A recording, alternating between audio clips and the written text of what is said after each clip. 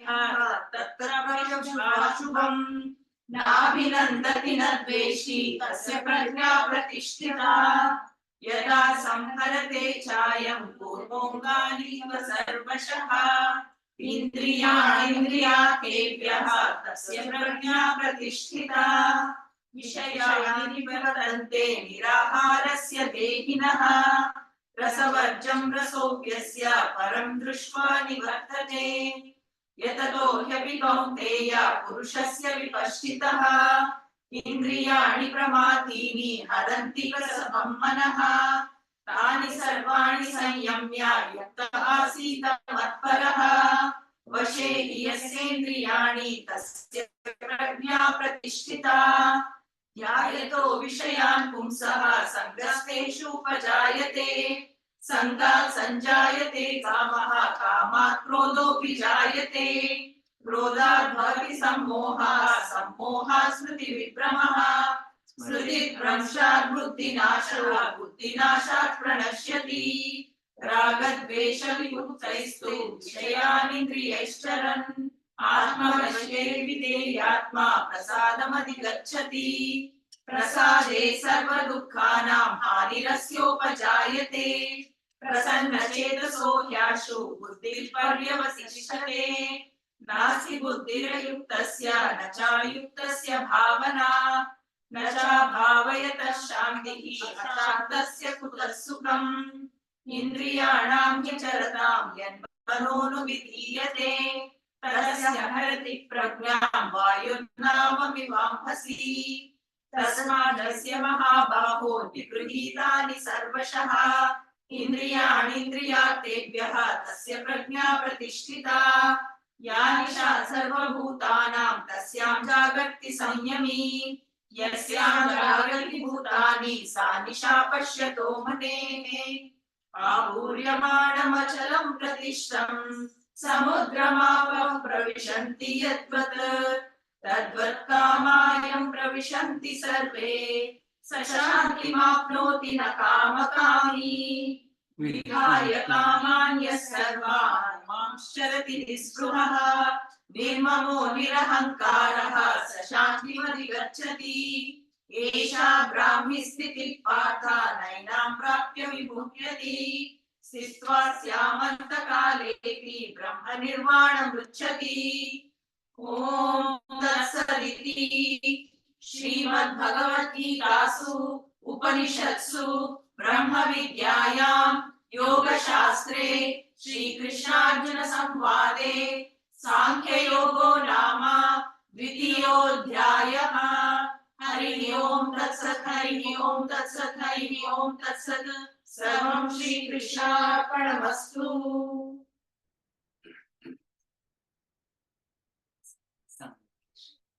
Blessings.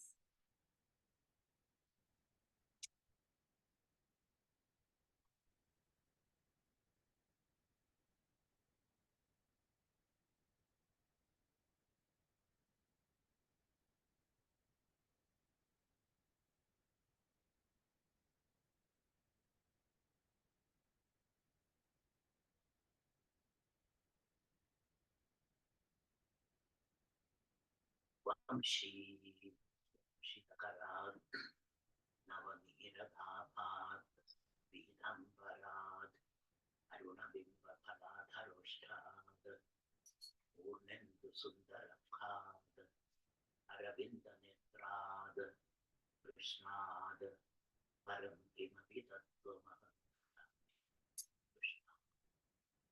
किमपि तत्त्वमहं सचान्य देवगी कृष्णं वन्दे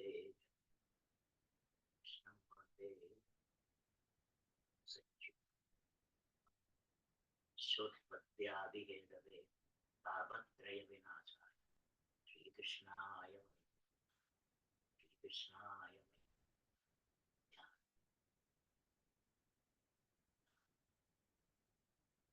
द्रमूलं गुरोः शं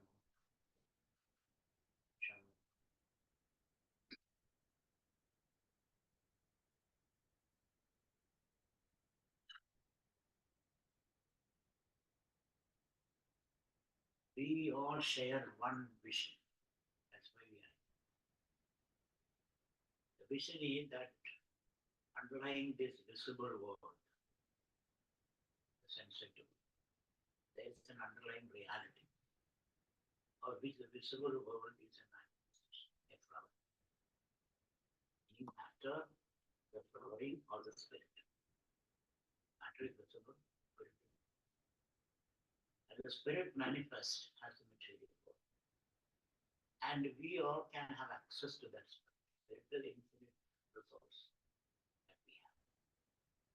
So we can, through a certain practices, we can get access to it. And when we also infinite. So that's the vision we are sharing. And the text, the book, which unfolds this vision is Bhagavad Gita, the song sung by the So the very background of Bhagavad Gita suggests that Gita is to be lived in this world. It is not to be lived in the caves or the puja room or somewhere else. And we all are making choices there. That's a big matter. So this choice making is one of the matter where you have to make choice. So Bhagavad Gita has to be lived in the interactive. It is presented in interactive spaces where you and I come to. We relate with the world, natural world, human world, animal world, and the entire universe. We are continuously interacting. And that creates conflicts and problems and paradoxes, contradictions, etc. And then how to live in this confusing situation. How can we keep our mind calm and get access to the spirit? So that we can regenerate us. So Bhagavad Gita gives there is a certain methodology in understanding. First is listen. You have to listen carefully. First should know the meaning of the sentence. Context.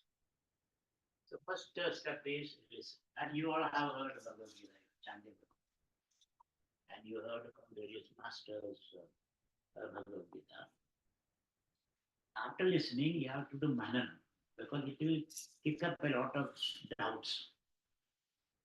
Because it is a counterfactual thinking. There is a fact and there is a truth. So we are all caught up in the fact. We have access to the fact. So we have to swim against the currents. So Bhagavad Gita, for example, Bhagavad Gita says, don't worry. How is that possible? How can you lead a life without worry? Then who will worry? Somebody has to worry, isn't it? So therefore, when you say don't worry, Ashokyan and Ashokyan, it raises a doubt. Your nature is happiness. How can my nature be happiness? I am suffering every day. So how can that be? And there is an invisible world. How can there be an invisible? I believe only in the visible. There is nothing invisible. That's only hogwash. There is no truth. So there are doubts will come. And that doubt has to be cleared by manana, constant reflection, mutual interaction, without asking questions to the guru or to your teacher, and among yourself and within yourself. Manana. And after manana, you are convinced about it, but then there's the old habits in it. Old habits. Old habits never die, isn't it? So therefore, how do you break those old habits? How do you come out of that? For that, you have to live with this vision continuously in every interaction you make in moment to moment. You have to live this vision, convince yourself. And that way you can come out of that old habits, and then you develop a new brand, new personality. Based upon the Bhagavad. Thereafter it becomes. So what we are doing here is some mananam part. Nididhyasanam part you have to do in everyday life, where you are encountering people, problems, challenges. We have to bring this understanding all the time, living in that awareness. So what we are doing here is Nididhyasana. And to understand Bhagavad Gita, there are certain techniques or certain a priori assumptions on it. Some people say Bhagavad Gita Bhakti Marga, how to develop devotion. Some people say Jnana Marga, meditation, realizing your nature as Satchidananda. Some people say Yoga Marga, and some people say Bhakti Jnana Karma Marga. For example, great scholars like Bhagavan Tilak say Bhagavad Gita is essentially karma yoga. Karma yoga. Shankaracharya said Bhagavad Gita is jnana yoga. Madhva and Ramanujacharya said the bhakti yoga. And yoga people also quote from Bhagavad Gita to establish their idea of what spirituality is. So my thinking is a Samanya yoga. It includes all. Everything's included. But Gandhi and Tilak and Vinoba Bhave, all this, that is karma yoga. That is really itself to live in this world and create it, protect it. So today we have two eminent speakers. Bhagavad Gita is very difficult to say that first Shakti is karma yoga, second Shakti is jnana yoga. That's very difficult to delineate like that. It is overlaps and it reinforces. And some people say first chapter deals with the Jiva, second chapter is Ishvara, third chapter is Ishvara, Jiva, your Aikyam. That also is very difficult. We are not going. So today we have two eminent speakers. One is Dr. Prasad Kaipa. I don't, somebody will introduce him. Yeah. Prasad Kaipa, and he can introduce himself. Each one is there, you will know where is he coming. And there's another eminent person, he is also doing real karma yoga in India, and great work he is there. He will introduce it. So you are going to have a very exciting, fulfilling 3 days. And listen to it carefully. These are all great speakers. We are gathered from different places. And listen to them, reflect, ask the questions. Don't get intimidated by them. They are as intelligent as you are as intelligent. You have your own set of experience. They have their own set of experience. So you have to challenge them, ask the question, like Arjuna did. Arjuna challenged Krishna by the collar. By the collar, he said, how can you say like this? So you have every right to ask questions, challenge the speakers, but with respect. With respect, challenge the teachers, and with a desire to understand Samvada. Samvada means teacher and student jointly trying to perceive the truth.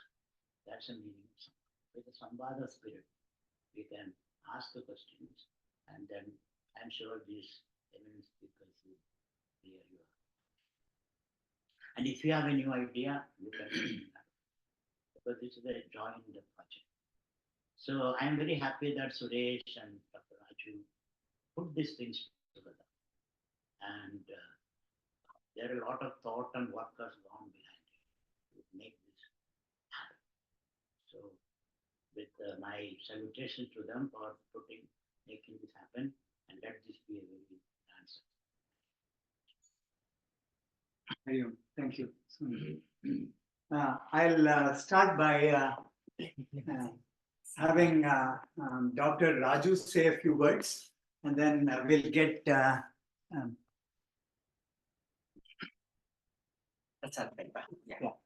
We'll get And now it's 6:30, almost 3 minutes. That 3 minutes I'll take. So we'll put a hard stop at 8:30. 2 hours. Yeah. So 2 hours. And then in between, if you have some housekeeping, there is a restroom here and another restroom upstairs. Then snacks. All the snacks belong to all of us at any time. Then we can sneak out that way, and then make sure we close the doors.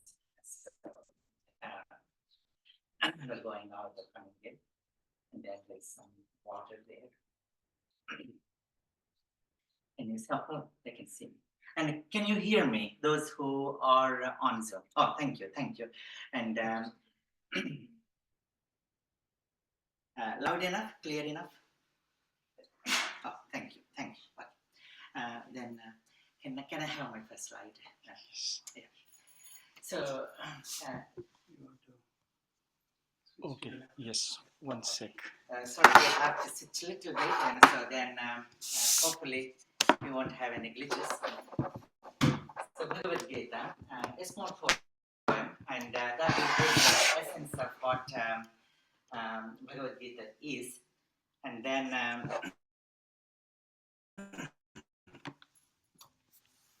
have a quiz for you. It's a very interesting one.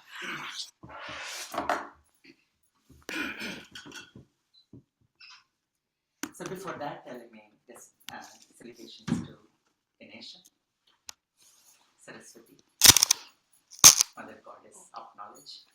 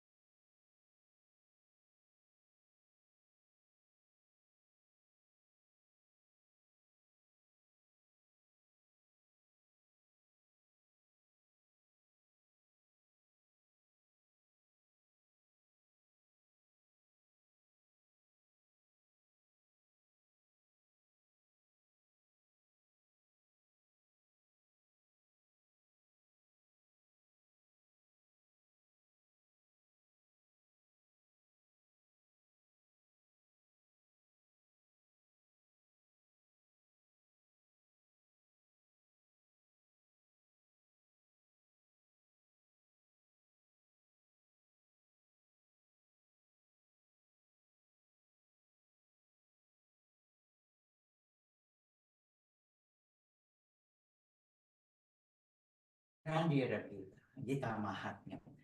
It was inscribed by Ganesha. Described by Vedavyasa. Inquired by Dhritarashtra, the blind king, and enjoyed by Sanjaya. Inquired by Arjuna, imparted by Sri Krishna, and witnessed by Hanuman, and practiced by wise men. That's what Swamiji said. Sharanam, Mananam, and Nididhyasanam. Next. You may have to drive here as soon as if I stand here.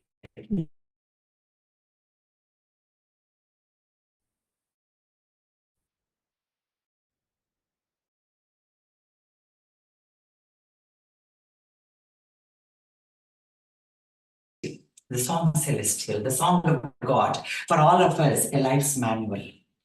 To know the life, to know the self, to see the world, and to see the Lord.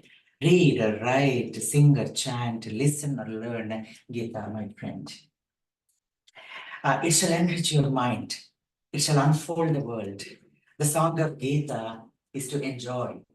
The song of Gita is to enjoy. The singer of Gita is an envoy, the messengers. We're all the messengers of Gita. So to go beyond I, me, and myself, my friend, let Gita enter into your life. Yesterday, Suresh was saying, I read Gita, I went through Gita, now Gita has to go through me. So, and let her express through your work. Then the life shall spark with a divine mark. Gita means Gita in today's action, as Swamiji just said, Karma Yoga, mainly. And today that is the core discussion. So sing the holy scripture on this earth and follow it even a bit with faith. Swalpamapyasya dharmasya prayate mahato bhayat. So one of the teachers, Hari Kumar, used to say, Gita is for all, but not everybody can relate to all the verses. So someone can relate to one verse more than the other, one chapter or one path more than the other. That's good enough. That's good enough. So follow it even a bit with faith. Then the joy of life shall spring forth. The light of knowledge shall shine forth. Whether it's a path of action, a devotion, path of knowledge or meditation, karma yoga, bhakti yoga, jnana yoga, or dhyana yoga, each one enriches the other. Each one merges into the other. So the message of Gita is Tattvamasi, Tattvamasi. That thou art, or thou art that. So now today, if you see, Gita is divided into Karma Yoga, Karma Shatka, first 6 chapters, arbitrarily. There is so much of overlap, as Swamiji said. Second 6 chapters, Bhakti Yoga, and third 6 chapters, Jnana Yoga. Again, arbitrarily, and then there is so much of overlap, which tomorrow we will see from Suresh Ji, how you can see Bhakti in first and then the third Shatka. So, today we'll discuss about Tvam. Tvam means thou, you. You means you, me, and all of us. That's what we're going to talk about. And then I'll explain a little bit about this thou when we go to Gopal Singh's talk. So Tattvamasi. Then that is described in the second 6 chapters. Then Anusandhana. So how to bring these two together. So will be the Jnana Shatka of it. So that's Tattvamasi.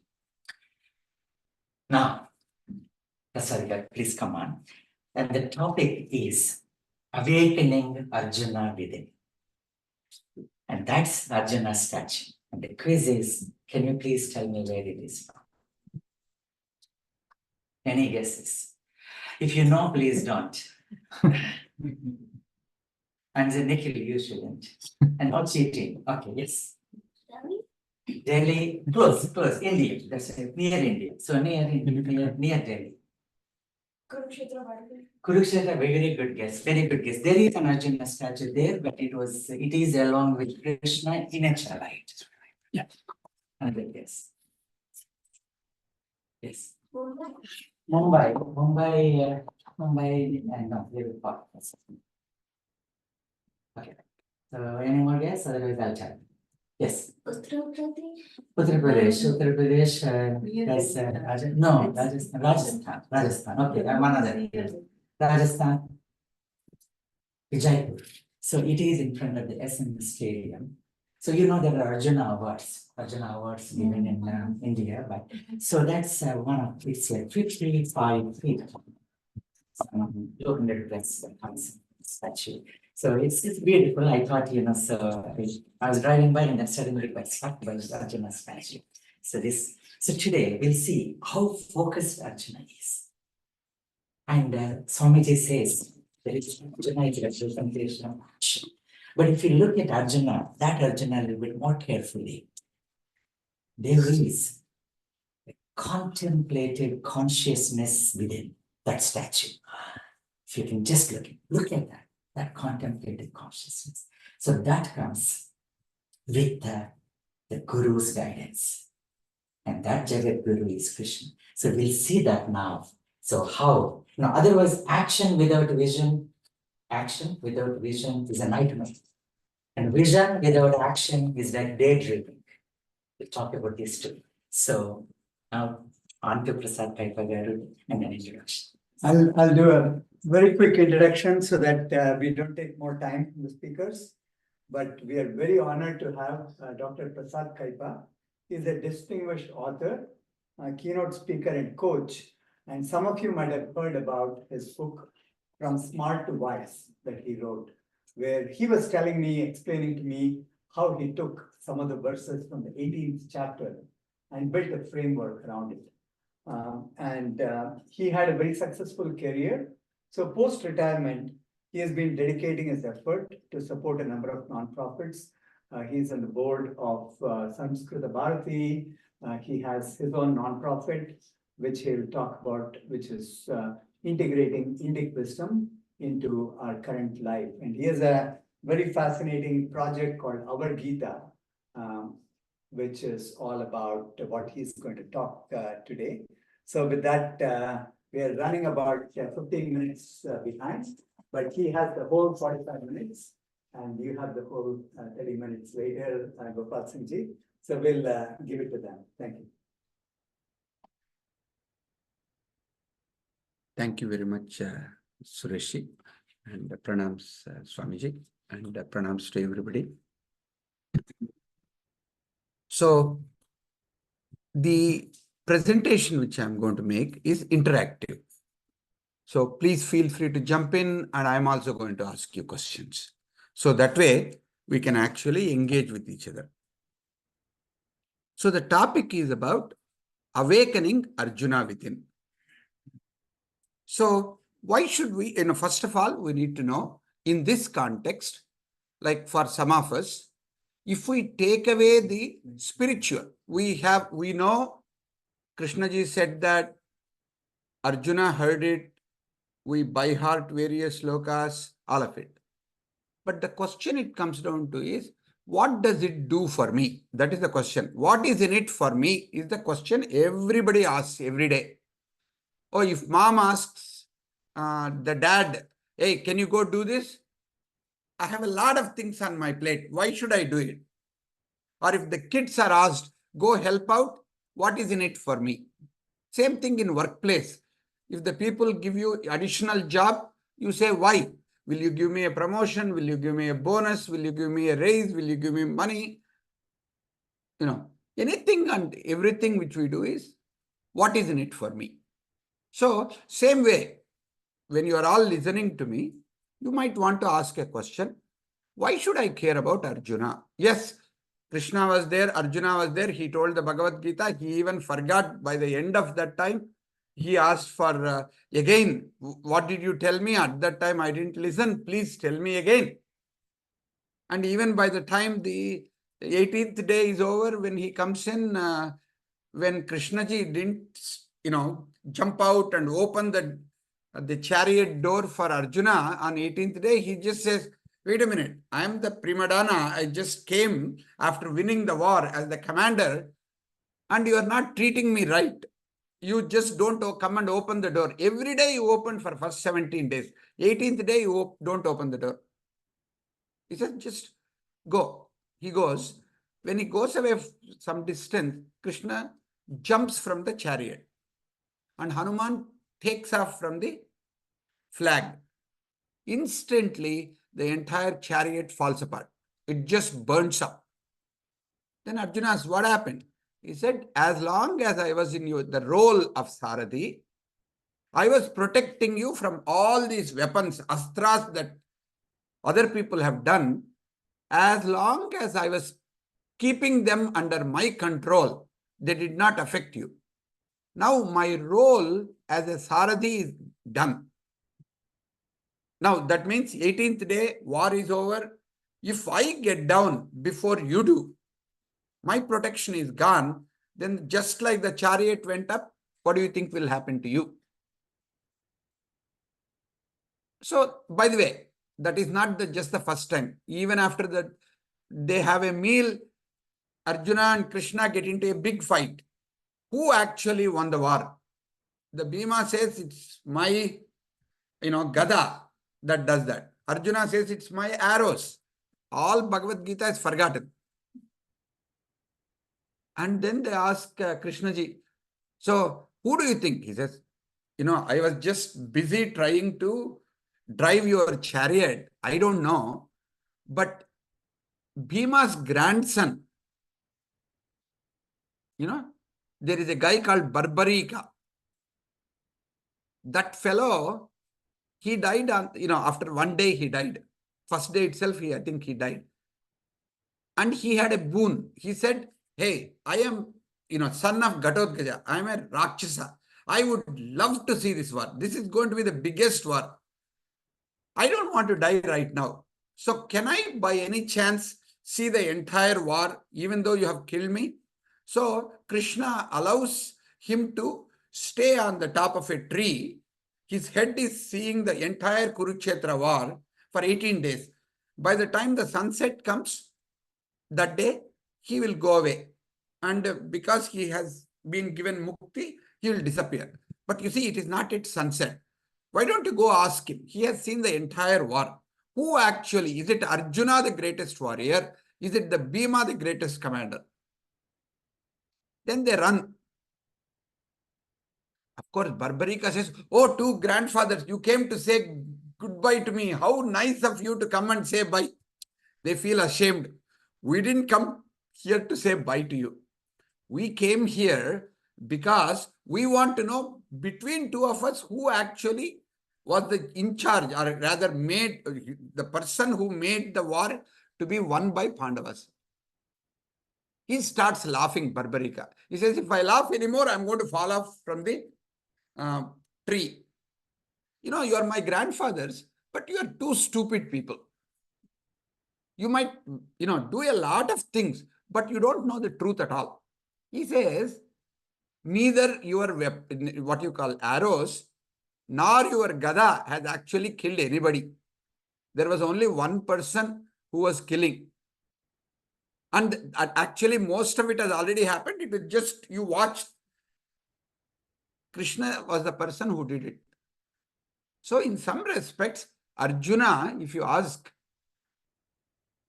he is the one who directly heard from Krishna Bhagavad Gita. His understanding itself was, to a certain extent, has to be reminded. So he comes back and asks again another time, please tell me. So there is another part which Krishna says. So this is the Arjuna. Why should we follow him? Why should we awaken the Arjuna within me? Can anybody tell me, why do we need to pay attention to Arjuna? If Krishna, fine, he is God. Who is this Arjuna and why should I listen to him? Why should I awaken him in me? Any of the people who are here, especially starting with kids, but I'm curious, what has Arjuna to do with me and you in these days? Why should we pay attention to him?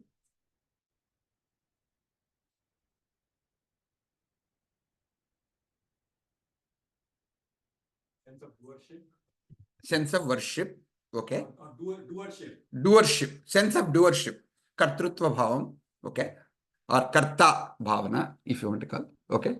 Sense of doership. He is the one, he had a sense of doership that I have responsibility and I need to fight this war, and he won. And he fought the war for dharma, okay. You had hand. For being inquisitive. He was curious, inquisitive, and when even through the 12 years of being in Vanavasam and all that, he kept going and doing all kinds of penance and acquiring all kinds of weapons, because they know that this war is inevitable. He never sat quietly. He even fought with Shiva to get Pasupatastra, all kinds of things he was doing. So he was curious and he was hardworking. Anything else? Yeah, please. Yeah, for any kind of success, definitely spiritual power is needed, and also the dynamic power. Arjuna represents the dynamic power here. So definitely it is a need, everybody to awaken Arjuna. They are called Nara and Narayana. So one represents, in your words, the physical, another brought a spiritual. Okay, you had a hand up. Yeah. Focus. I'm sorry? Focus. Focus, yes. He had a lot of focus, yes, because even the Mastya Yantra, right? He really had a mastery. With his focus, he was able to achieve. Okay, 1 and 2, please, sir. Please, Based on the circumstances we are under, we also find ourselves in different feelings and experiences that Arjuna went through. Completely feeling distraught, Yeah. or feeling the bhakti bhava, feeling the curiosity. Each of the things that we come across, and for each of those situations, there is an answer of how to find the right path. How to find the right path. Last one. Yes, Suresh. So he heard from the Lord himself. Yeah. So we all need to hear from the Lord. Yeah. We all need to hear from the word Lord. From the Lord. Okay. So why should we awaken the Arjuna within us? So that we can hear from the Lord? Yeah. So we need to become Arjuna so that whatever Krishnaji said to Arjuna can actually be understood and we can apply it and we can actually do as if we are Arjuna. These are all very powerful, meaningful answers, each one of those. What I also thought in that context, he represents all of us. Right? The modern day humanity, Arjuna is a metaphor. Because each of us are trying to master, sometimes in Amazon, sometimes in Microsoft, sometimes in some other things, various things that people do. But at the same time, there is infinite potential. We just said Tattvamasi, that is called, somebody, teacher says Tattvamasi, Upadesha Vakyam. What do you need to experience? Aham Brahmasmi. That is Anubhava Vakyam. Right? So we have to really recognize. But yet, despite that infinite potential, we all need direction. Just like Arjuna, having been such a great warrior, he needed direction from Krishna at the right time to be able to do. We all find ourselves needing direction many times. We need clarity. We need direction. What do I do? What about this job? What about this relationship? What about this internship? What about this next step? All of that. Second one, we do a lot of preparation, but also experience lots of confusion. Especially Indian kids and Indian families, we work really hard. Anything we take, there are only books about dragon moms, but there can be 10 books written about Indian moms and Indian dads and how we work with our children and each of us, how many things that we need to do. But there is a confusion. What is the right approach? What is the right path? Third, lots of compassion. But sometimes it's when we deal with children, when we look at our promotion, when we look at changing the job, we do several times things at the wrong time with the right reasons. So we need to become Arjuna because we all have part of Arjuna in us. Neither we are owning the Arjuna in us, nor we are tapping into the Krishna in us. So let us start with Arjuna first. Maybe we can get to some other person. What does an awakened Arjuna in us can do? Effectively helps us to navigate the 21st century challenges, what you might call a post-chat GPT and Gemini kind of situation when who is the most intelligent is already taken. It's not a human being.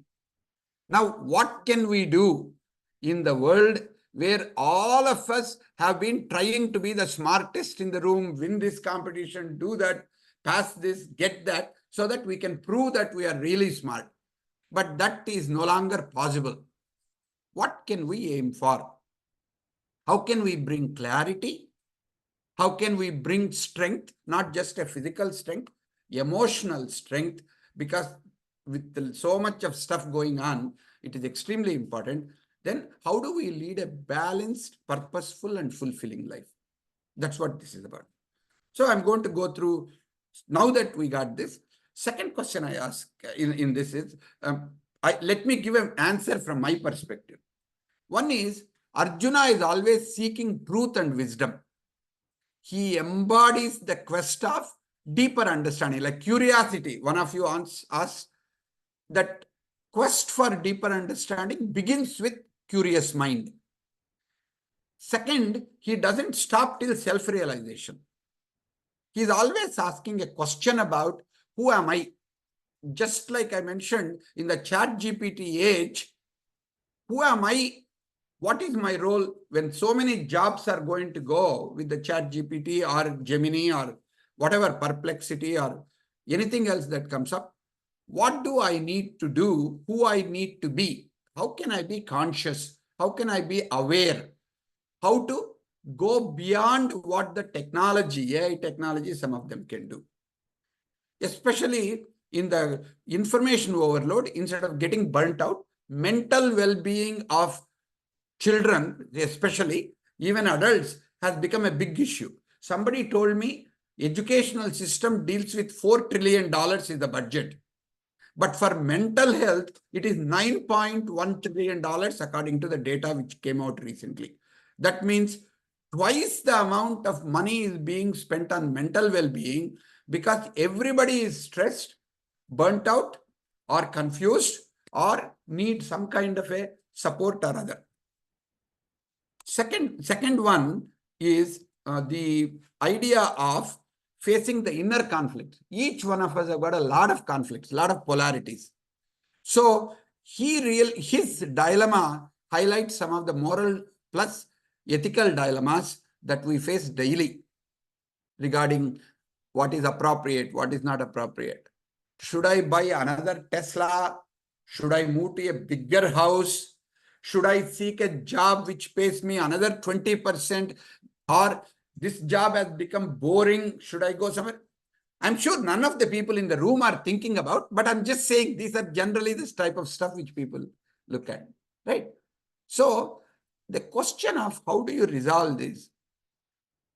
Last one is taking a courageous action. Fear is there in every one of us, but taking courageous action to fight and ask these questions when everybody is there is something that we need to do. We need to be able to get the support of a mentor. We need to be able to courageously seek support and say we are vulnerable. And finally, fulfilling that purpose and duty. What is our obligation? What is our dharma? Each one of us have to look at it and say, what do I really have to think about? Why should I do something because my parents said it or somebody else said it? What is my swadharma? These are some things that he asked a lot. So what are some other lessons quickly? Inner conflict and resolution. Every one of us, including the greatest warrior like Arjuna, had inner conflict. That means when we have an inner conflict, we need to seek out somebody who can help us. There is nothing wrong with having inner conflict. Nothing wrong being vulnerable. Nothing wrong with having, some kind of a softness in the mind once in a while. We all go through it. We need to seek the support. We need to seek the help.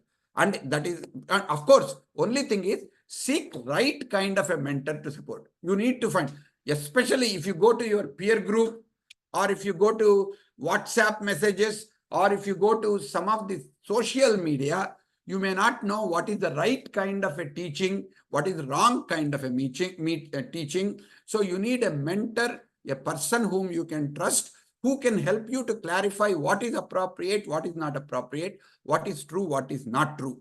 That is what is helpful for personal growth. Second, seeking guidance, which I just mentioned about.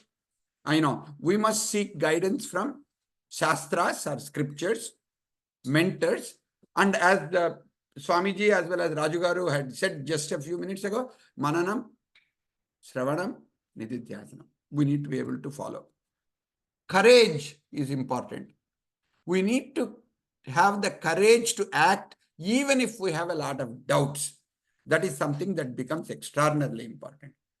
Fourth one is, and this is the one before the last, purpose and duty. What is my purpose?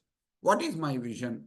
Why am I here? These are some questions we need to ask. Without the meaning, the passion doesn't come about. Without the passion, the job becomes mediocre. Without clarity of, like Dr. Raju just mentioned, vision without action can be a nightmare. Action without vision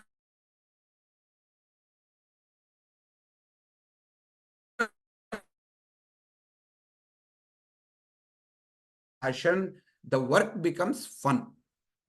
So vision, passion, action, all the three of them, if they are aligned, then whatever we take on, we can achieve.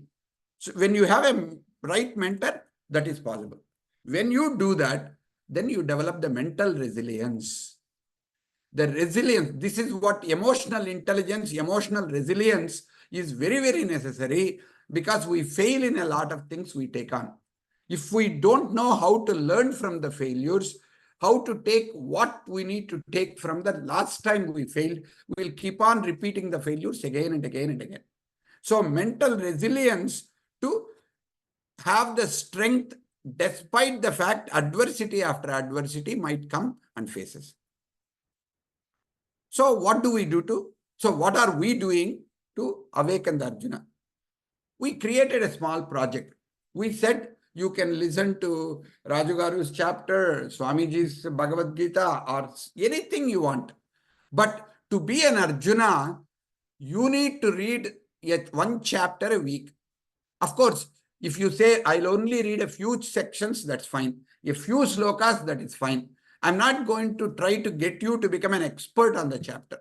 But please make an attempt to read one chapter, whatever part of it, with only one thing in mind.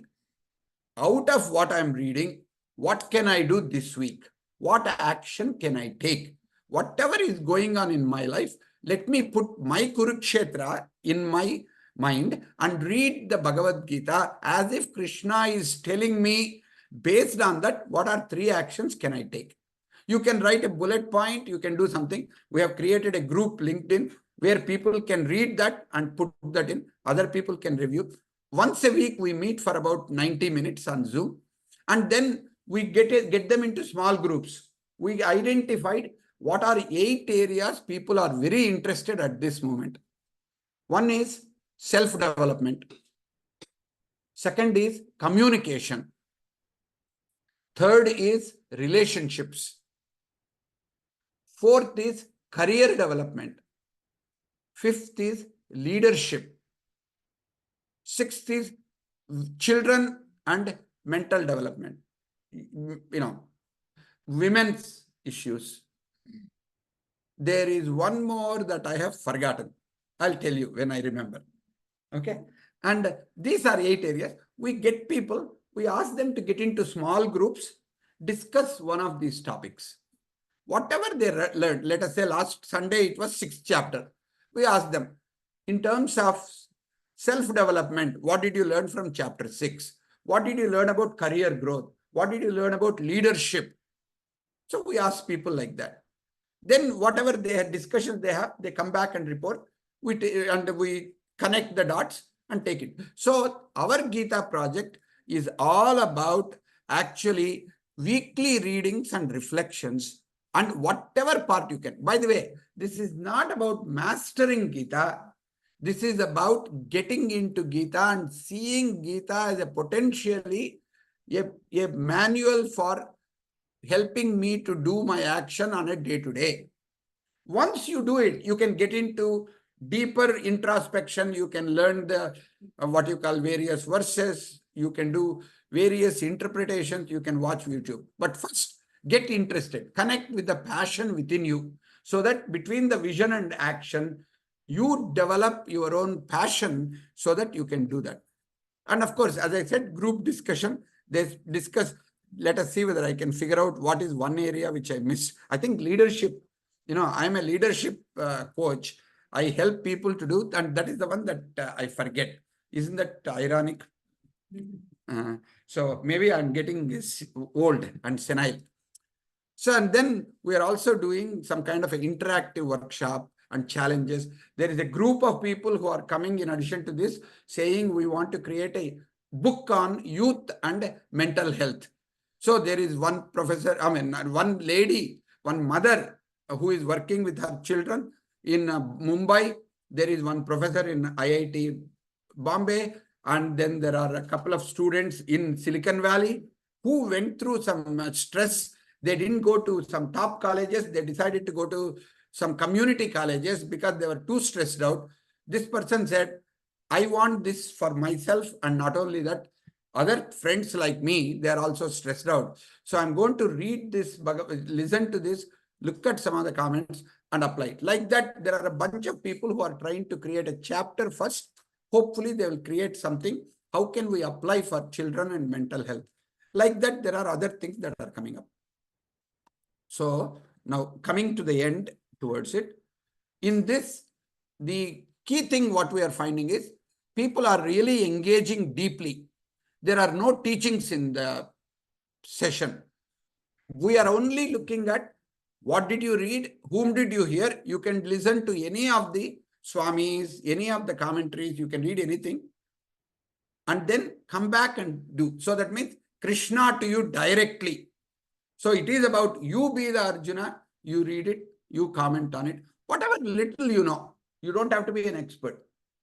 But what we are finding is they are engaging deeply. They're sharing a lot of personal insights and personal actions. There are 5 professors, about 4 people who have written books on Gita. There are people from 8 countries, and they started out with 140 people. At least 30 to 40 of them are regularly getting engaged. We wanted 18, but it's interesting. So we are taking it as it goes. So we'll see where it will end up. The diversity from young students, second year, third year college students to people who are in their 80s, they're there. And we are saying you get into groups and you discuss what you want to discuss. Everybody is contributing to the extent that they know and how much. Some people are actually reading Bhagavad Gita for the first time. Some of them don't even read the chapter, but they come to the session because they want to learn and understand from each other. Some people are experts. So we are trying to get them to do it because we want to get them to grow the interest. Why? Because in the young people right now, not just in around the world, in India also, youth are not connected with religion for sure, majority of them. Spirituality, 50% or less.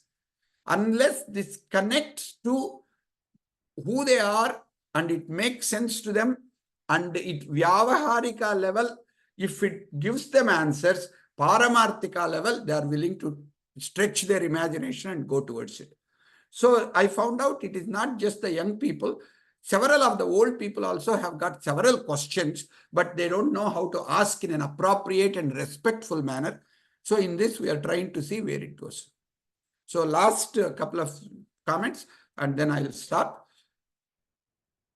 The key thing what we are finding is, in education, if Arjuna were to speak, so like that, if we were to look at whatever are the, I took all the LinkedIn type of stuff, I even put it into ChatGPT and looked at what it comes out based on all the real type of stuff. Some of the comments it made based on 6 weeks of things which have come in, and I validated, verified. I went back to make sure there are no hallucinations. It is not, it is quoting properly.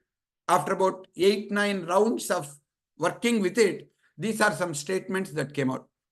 Education, what people are learning is emphasize holistic learning that integrates traditional wisdom with modern knowledge. And the question we are addressing is, how can you incorporate ethical and value-based education in your learning or teaching practices? This is the question that is emerging. In youth development, inspire and mentor youth to navigate life's complexities with clarity and purpose. That is what it looks like youth today need. They don't want lectures from the adults. They want adults to follow what they want to preach.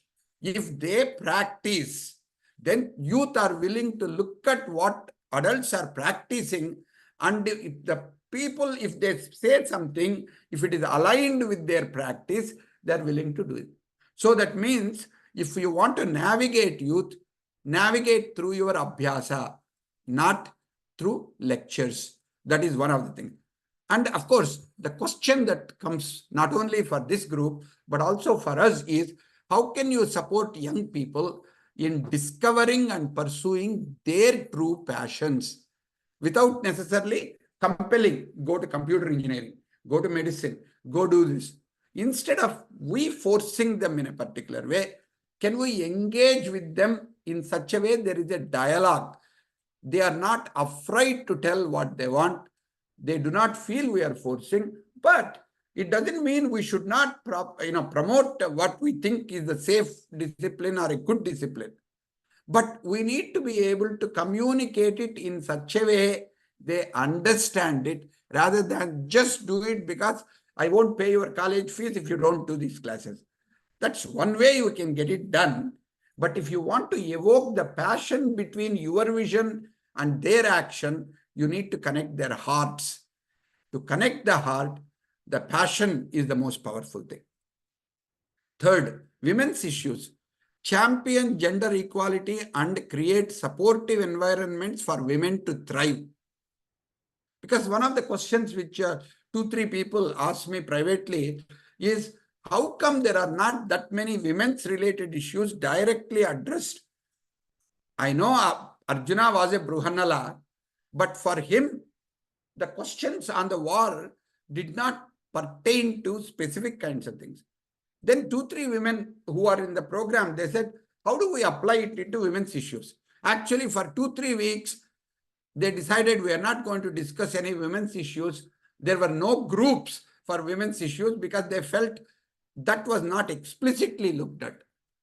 So, right now I'm trying to investigate how to. I don't have an answer for that.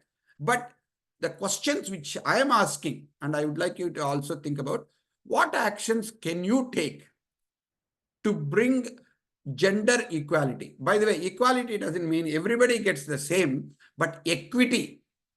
A small child, if they need to be equal, you need to put a stool under their feet. For a tall person, we don't give any support.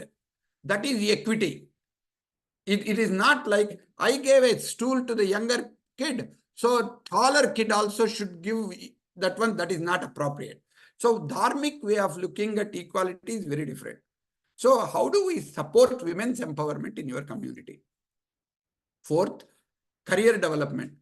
Pursue careers that align with your personal values and contribute to greater good. Why is this? Because 3-4 of them who are in the group, they are talking to me about their career growth. I don't like my boss. I don't like my company. I don't like the kind of tasks which they want me to do. If I ask them, why don't you quit? No, it is easy for you to say. I have the PMI in India, the code word is that mortgage and something. I completely agree with you. How long do you want to be miserable? And how long have you been miserable? Oh, it has been 3 years. But I can't be creative. Now, question is, we need to make some risk-taking decisions. If you are not willing to risk, nothing will happen. Doesn't mean your fear will go away. Actually, courage means walking through the fear. Despite I have so much of fear, I'm going to still act. I'm not saying you will get rid of the fear and then you act. Be with the fear and continue to act. That is what most of the people do in a meaningful way. So you need to look at it and say, what are my personal values that are not being addressed? I'm not asking you tomorrow go and resign, but continue to look for where can there be an alignment. It may be a little bit less, but your passion, your energy, your productivity will get you where you want to go very quickly, because aligning the heart and spirit these days is going to be more important than anything else. Last 4, leadership. Lead with integrity. What is our definition from Bhagavad Gita or Indian? This one, manasa vacha karma. Trikarana suddhi. We talk about not kayena vacha manasa indriya irva buddhyatmanava. Where does this come? Last sloka of Vishnu Sahasranam. Kaya vacha manasa. Whatever I am doing, am I doing it from not just reciting something, not just acting something? Is there an alignment between them? Kaya, vacha, manasa. If you can do that, that is called integrity. That is the equivalent for Western definition of integrity, connects with Trikarana Suddhi for us. Compassion. A vision that benefits all. We need to look at what you call an enlightened self-interest. Okay. And detached engagement we talk about. So what leadership qualities can you cultivate in your life and work today? If you want to be an Arjuna, you need to take on something which you can act upon today so that you can better serve your team and better serve your community. The moment you start doing something for other people as a leader and you start treating other people as leaders, see, these days, it is not a leader-follower equation in the organizations. You are a leader in one situation, they are a leader in another situation. Like they call it, like in Carnatic music, we talk about accompaniments. But actually, when the real music starts, when this person sings in a particular way, instantly the violinist will try to master them. Of course, Western equivalent is jazz. Instead of a, what you call a regular kind of a group, in a jazz improvisation, think about each person as a leader. In their area, they are experts. In your area, you are expert. Deal with them as if they are leaders and develop them on the shoulders of what you have. Then they will give you the respect you deserve. So that is what is the best way to serve. So you awaken the Arjunas in them. Communication, faster, clear, empathetic. That's what, like we know that many times Swamiji has said, Satyam bruyat, priyam bruyat, na bruyat, satyam apriyam. Tell the truth. Nobody is telling you to tell a lie. But look at the right context. Don't blurt it out. Like even while coming, Gopalji and Swamiji, we were talking about, be straight, but do it in a way when it is right time, when to provoke, when to challenge, when to support, when to walk away. If you don't know, your communication is not going to be effective. Like same thing, Krishnaji, first he shouted at Arjuna. He tried to tell him, go do the war. This is your responsibility. He even showed Viswarupam. Then Arjuna said, please withdraw from it because I am afraid. So if you notice, in the end, in the 18th chapter, what does he say? Arjuna, I said whatever I said to you. I said that why? Not because you are my brother-in-law, not because you are a greatest warrior for dharma, not because you are Pandava, but because you are my Sakha. You are my friend. I told what I told. Now, please do what you want to do. That is when he says, all my doubts are cleared. I am ready to fight. I'll take it on. If Krishna, Bhagavan himself, can be kind and compassionate and talk to Arjuna, saying, what do you want to do now? And wait for his approval, what is he doing? He is getting the concurrence and agreement and commitment from the heart.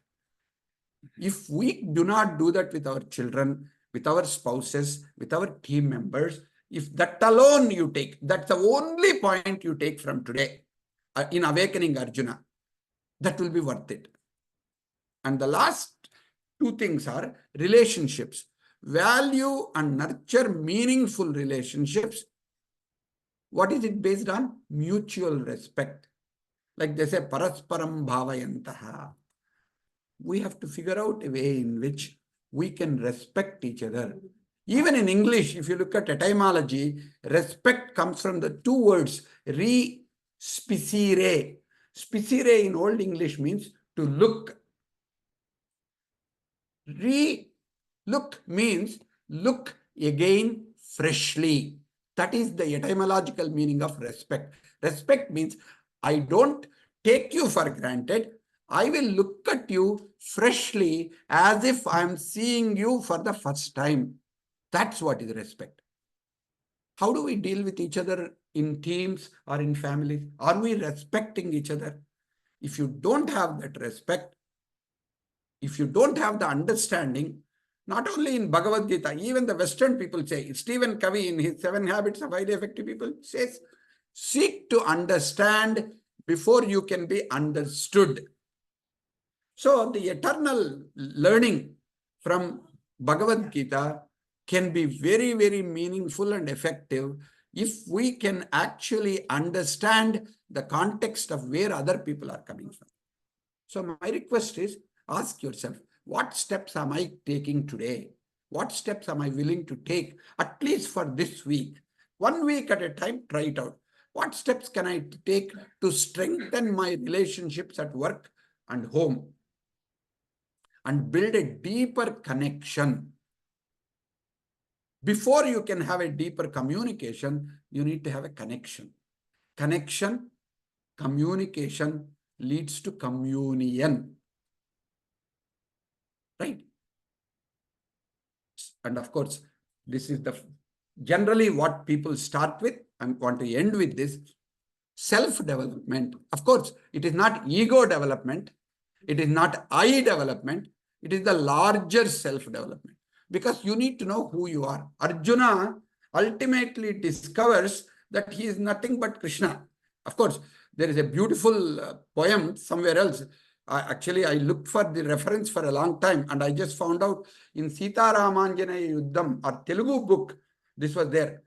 When Rama meets Hanuman for the first time, Rama asks, who are you? He says, Deha Buddhya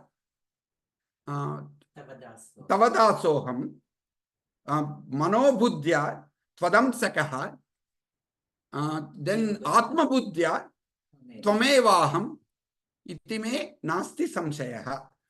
I don't, what is he saying? I am your dasa, I am your servant. By the way, that is a concept Western people also too called servant leadership. If you want to lead people, just like you do it with your children, you become their servant first to get them to follow what you are telling them. Ultimately, Hanuman says, I am your dasa first. That brings the Dvaita perspective. I am the dasa, you are the God. I will follow you. Once we get to know Mano Buddhya, like once your mind, who am I? Twadam Sakaha. I am nothing but your Amsha, which is Sadvaita perspective comes in. The higher self, lower self. But truly, Atma Buddhya, Tvamevaham. You and I are not different. Same thing here. Arjuna, first we need to discover we are not just with many names and many forms we may be sitting. We all have Arjuna within us. First, we need to be interested in awakening the Arjuna in us, like Hanuman in us. Not the monkey part of it, but the Dasa part of it. Once we awaken the Hanuman, then you discover in your heart, who is there? Rama. So, if you can look at what daily practices, these are extremely important. Bhagavad Gita is not about just reading and by-hearting and putting it in the puja room. It is about practicing. It is a karma yoga. It is a practice manual. That's why it is taught in the war, not in the Vanavasa. It could have been taught for 12 years. They were all sitting and doing nothing. Bhagavad Gita could have been told in much more detail. But when everybody is standing, it is there because it's about how to take action. When you are an entrepreneur, you need to make a decision about, getting funding. Whether you are making a job decision, should I stay in this job or go? Any of the things you need to do. For that, you need discipline. Yama, Niyama, Asana, Pranayama, Pratyahara. These are all 5 Bahiranga Yogas. First and foremost are Yama and Niyamas. What disciplines, what daily practices am I willing to adapt to enhance my personal growth and well-being, to awaken and nurture the Arjuna within us so that over time we can do it. Where we go from here is up to you. What I just did is a provocation. So now my request is, if you listen to this as a talk, it's useful, but you will remember it till you go to the car. As soon as you go to the car and who parked behind my car and whose car need to be moved, by the time you would forget everything. Not worth it. My recommendation is, I have asked a question, you determine what you want to do.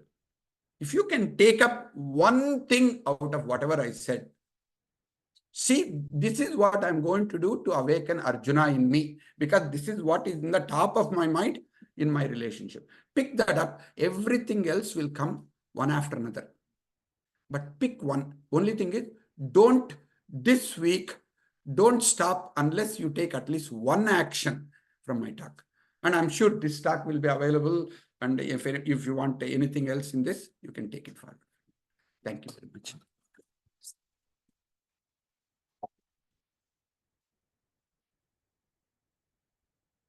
So wonderful. Now, before asking Gopal, thank you.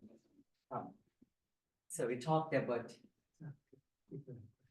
maybe questions today. That would be good. So that way, otherwise we don't know where, how long we're there.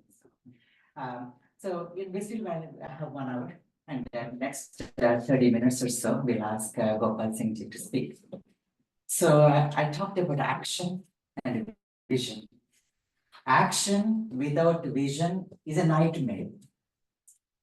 And just vision without action is a daydream. This is what I was doing.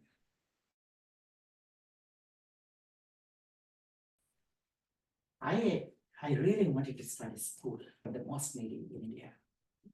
For years, it was just an idea. And many ideas came along with that. And then Swamiji once said, ideas are diameters and Rajna. In one of our words, ideas are diameters. So many ideas would come, but how to implement? And then with the proper guidance. Swamiji and Gopal Singh Ji are a great combination. And then the one in between is passion. And passion is the better half. The better half of Gopal Singh Ji. That's Kamalaji. And we'll see about that. But before that, just see this poem. I just put together without knowing what Prasad Kaipaji was going to talk. So, who is Arjuna? So Arjuna, actually, if you look at the etymological meaning, Rujutvat Arjuna, the one who has purity in Manasa, Vacha, Karmana. What he thinks, he says, and what he says, he does. That is Rujutvat Arjuna. Second meaning is Arjuna Vrukshavatta. There is a tree, like the cherry, the white flowering tree in Washington, given as a gift. Cherry blossom. So that is something like that. There was Arjuna Vriksha. So pure, sattvic in nature, yet very passionate and valiant. Then his other name was Partha. Partha means his mother's name was Pritha Putra Partha. But we are all Parthas. What Prasad said. Prithvi Putra, the one who is born on this earth, whether it is a man or a woman, so it is Partha. So that is awakening. Then, therefore, be like Arjuna and behold like Partha. Oh dear friend,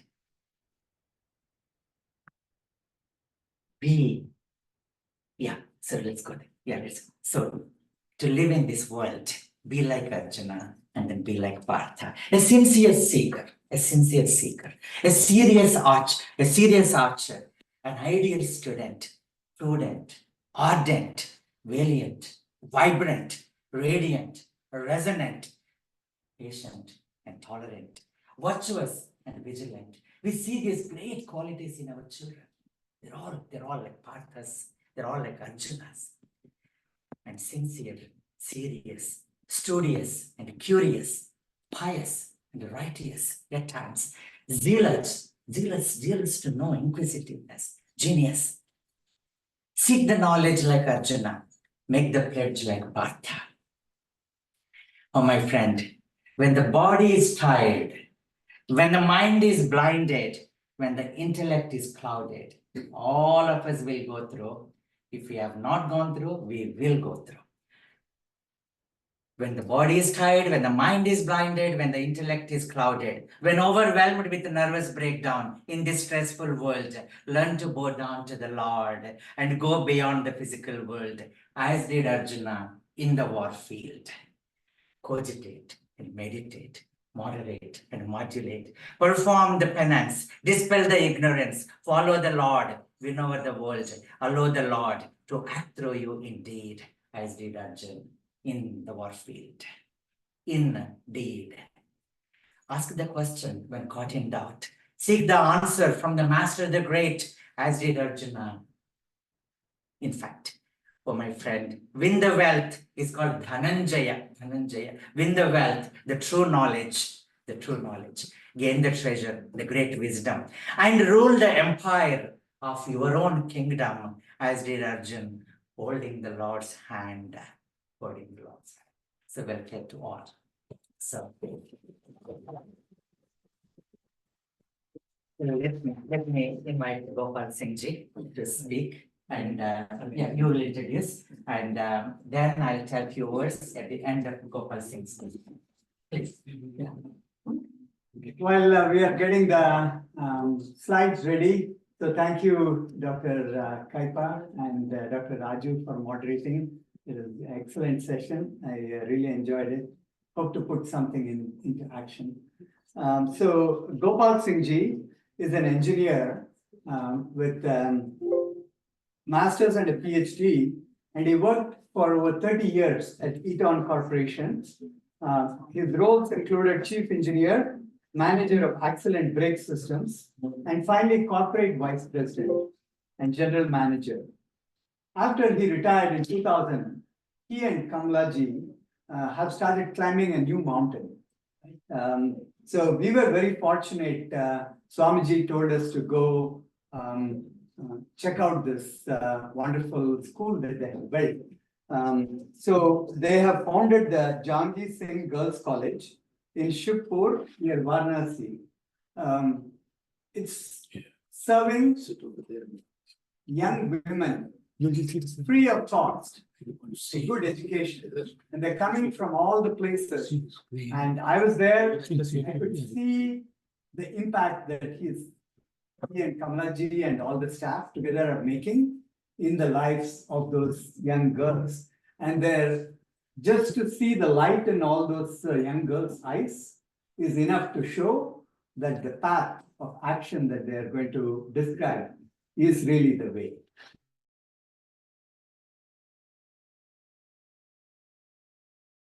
So she will, the true better half.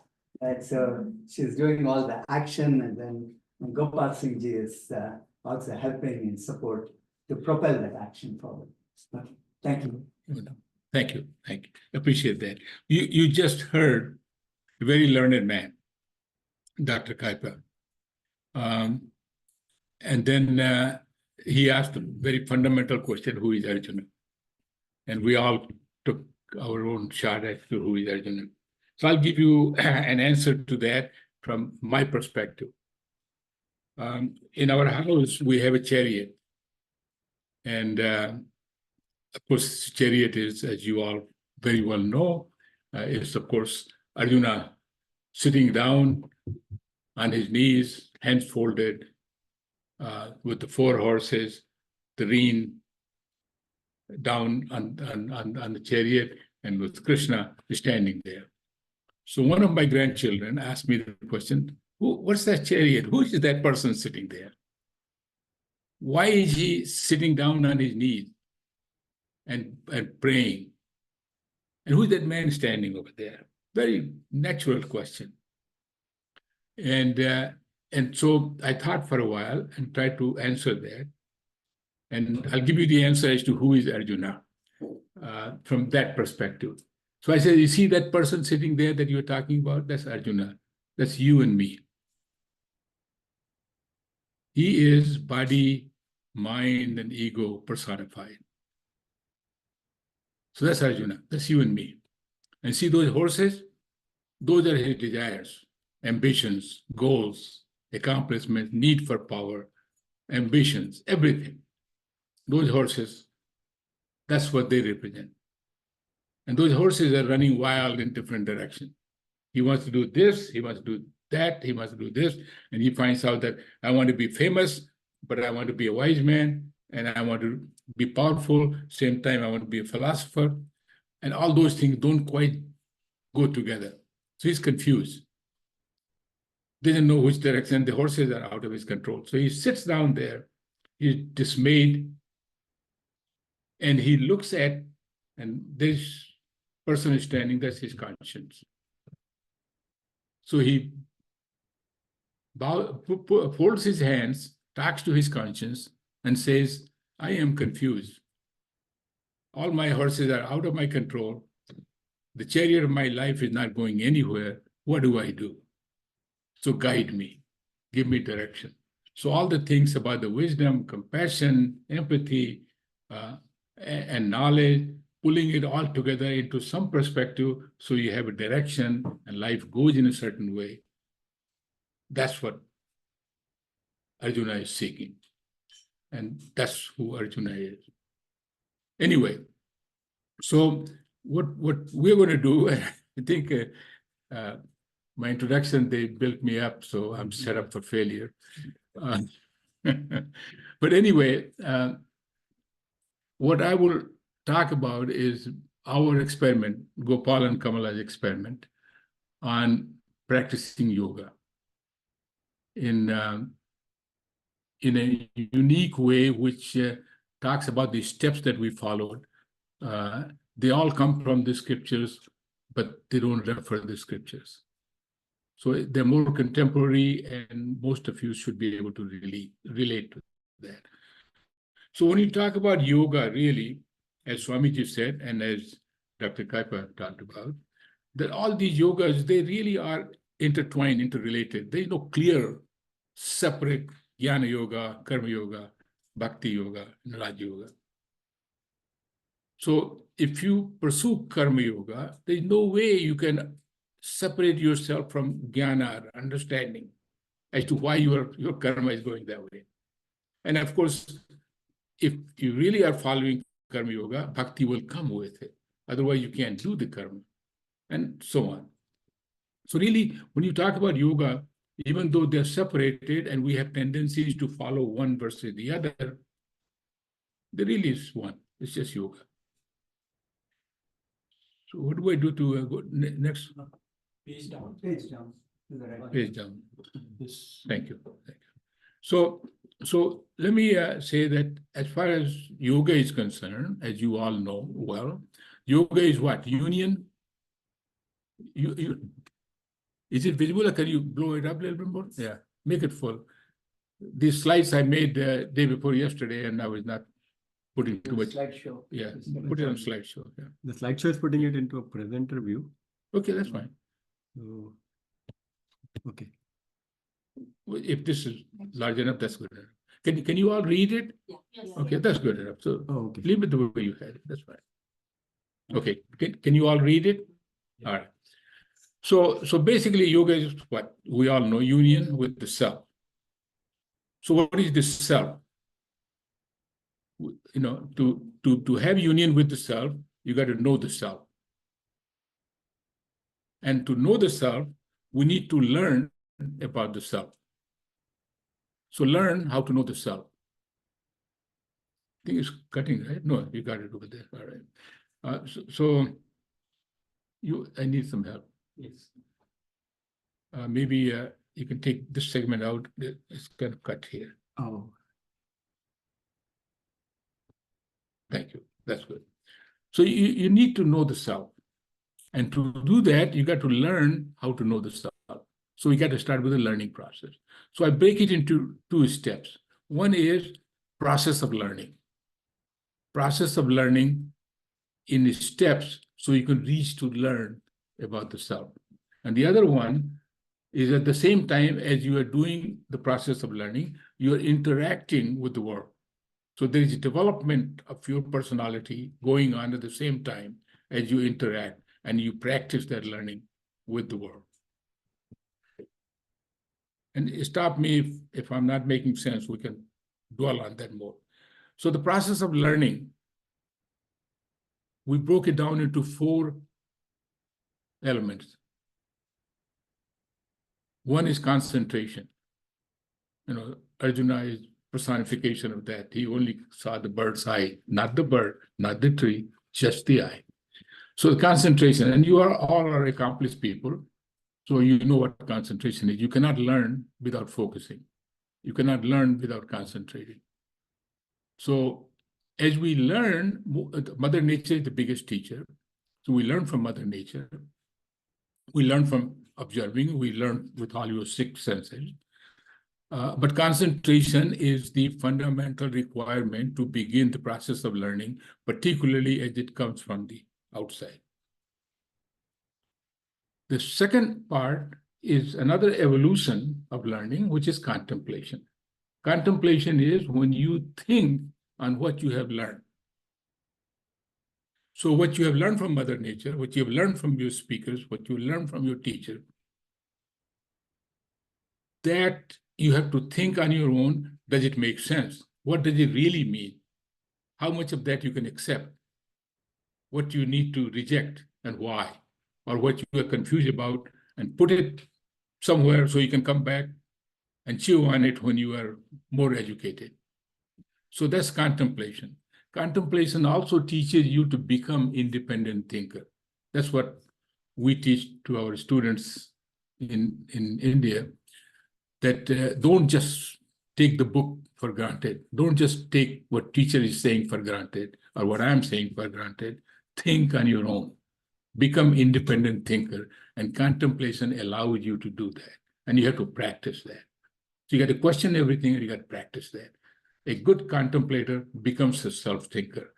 And self-thinker eventually evolves to a stage where he or she takes responsibility for the action. So you got to be self-thinker. The third one is introspection. That's another evolution, finer yet, where you not only learn from the outside world, not only contemplate on it, you also start figuring out who you are.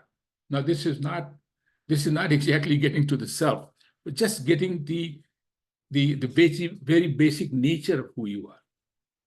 So one of the experiments our kids do is that you sit down for 5 minutes in the evening and you think about what the whole day was about, when you got up to when you went back to or about ready to retire, what things you did that made you happy, what things you did that made others happy, what things you did that made others unhappy, that made you unhappy, things that you were ashamed of, the things that you were proud of, and you kind of just think on it. Don't take any action, just think on it. Become aware of what you are, what you are doing. That awareness will start working on you. So the introspection basically is truly understanding your day-to-day activity and the nature, where you are the judge, you are the defendant, you are the prosecutor, and you are the jury. There's nobody else. So you have to be brutally honest with yourself and introspect every single day. And before too long, it becomes then your nature. Then you are introspecting, you're living in introspection all the time.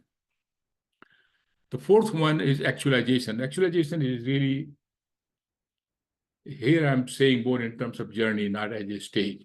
Actualization is obviously, as you evolve through concentration, contemplation, introspection, you get to a stage where you are more at ease with yourself. So what you think is what you speak, is what you do. So outside and inside are in balance. And as you approach that balance, you find that you become calm, more relaxed, more happy, more productive, and the life starts getting easier. So along the same line, as these four processes of learning are integrated inside you, you find that you develop knowledge base, and you have the ability to discriminate that knowledge, again, through contemplation, introspection, what makes sense, what doesn't make sense. You continuously are defining that. And I separated intellect and vivek. Vivek is finer than intellect. So vivek is discriminative knowledge, intellect. And then with experience, with time, and with vivek, and all that base comes wisdom. So wisdom is the experiential vivek, experiential discriminative knowledge. So just being right, or just being correct, or just being logical, just being thorough is not enough. It has to be applied in real life, which requires experience and wisdom. So Prasadji's book about from smart to wise requires that wisdom. So from the process of learning, we found that there was the steps that we were moving along in order to get to a point where we can properly make decisions or take decisions on issues that were complex. In parallel, the interactive development portion, we felt that the development can be broken down, your own development, my own development, that can be broken down into 4 spheres, 4 competencies. The first one is the intellectual competency, which is the easiest of all. And you all are a competent. So you've developed through that process of learning how to become intellectually competent in your field, in your discipline, and in society as a whole. So that's intellectual competence. The second one, which is, and I've given a scale there, the second competence is 10 times harder than the first one. And the third one is 100 times, and the last one is 1,000 times. Those are just arbitrary number, but you can get the idea how difficult it is as you move along. The second one is the emotional competence. So we talked about Arjuna, right? Before the war, he was riding high, had all the Pasupati Astra, Brahmastra, and all the Astras, knew the warfare, and he felt that victory was given to him. And then Krishna takes him in the middle of the field, he looks at the other side, and a whole host of confusions come in. So he sees his preceptor, his teacher is standing there, his grandshire is standing there, and basically warriors and kins and relatives all standing on the other side. And all of a sudden, all his confidence just vaporizes. And he gets confused. And he sinks from the emotional high to emotional low. And what Krishna does eventually is brings that emotional up and down slowly to a point where it's equanimous. So that's needed. We have to work on improving our emotional balance on a day-to-day basis. So in order to make proper decisions, in order to guide your life properly, you have to be in emotional balance. And that's not easy. So you have to apply all your intellect and apply all your wisdom and your practice, gain the emotional balance. The third one is social competence. The social competence is applying your both knowledge base and the competencies to apply for the society, apply to your family, apply to your community, apply to your society. A good example of that is these 2 gentlemen here. They arranged this talk, this program. They worked hard. They did all that for what? No gain to themselves. They're not going to gain anything. Why are they doing it? They're fulfilling their social responsibility. They're concerned about how we can benefit from it. So that's social competence, which is difficult, but you apply your knowledge-based, intellectual, emotional competence to apply that to society and apply it in a way that society benefits. So you can see that the selflessness, the ability to do things without desires and emotions and all that comes in play. And then the fourth one is the spiritual competence. The spiritual competence, of course, is taking the social aspect further out, where not only the society, the country, the world, the universe, the entire Mother Nature being one with everything. So that's when you become spiritually aware, where there's oneness with everything. So again, the stages in terms of learning, the learning process, and at the same time experimenting with the world and applying that in competencies. And with that, if you can combine the two and do it with some success, you approach the state of sthit pragya. So you get pragya, the real knowledge. And the idea is eventually to get to a point where you get firmly established in that, firmly rooted in that. That is sthit pragya. That's Krishna. And that's what he was trying to get Arjuna to reach. So basically the evolution in terms of approaching, getting to understand the self and to practice yoga goes through, at least in our experiment has been that you go through on the learning process, go through the development process, bring the two together and understand how you can be in harmony on both sides. Okay, so from this point, I'm going to get a little philosophical here. What I have is a space-time diagram, right? It's a four-dimensional curve. And in the space-time diagram, I've got past, future, and present. Present is where we exist.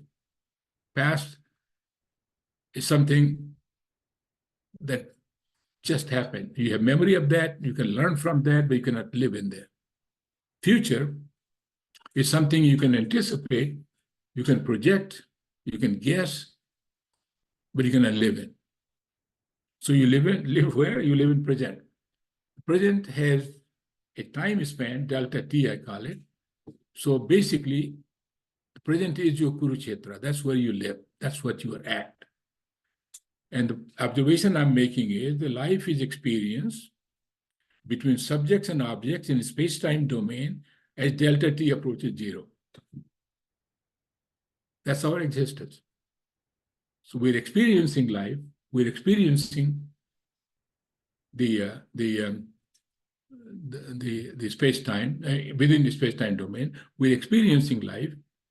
We're experiencing in a way where the span itself is shrinking. That's the challenge. And if we understand it, then we can take that, that's the Kurukshetra.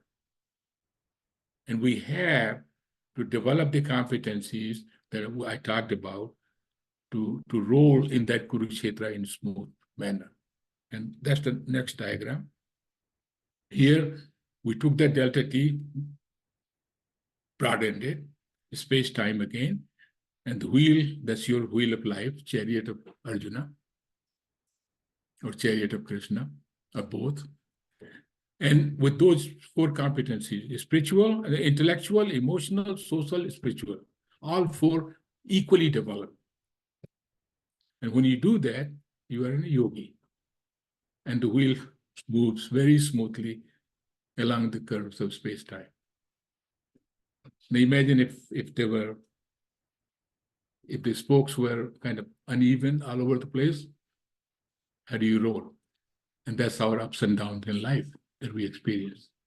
So essentially, it all boils down to, on a continuous basis, learning at different depths, observing and behaving in that manner, consistent with their learning, and then filling out the deficiencies in intellectual, emotional, social, and spiritual domain.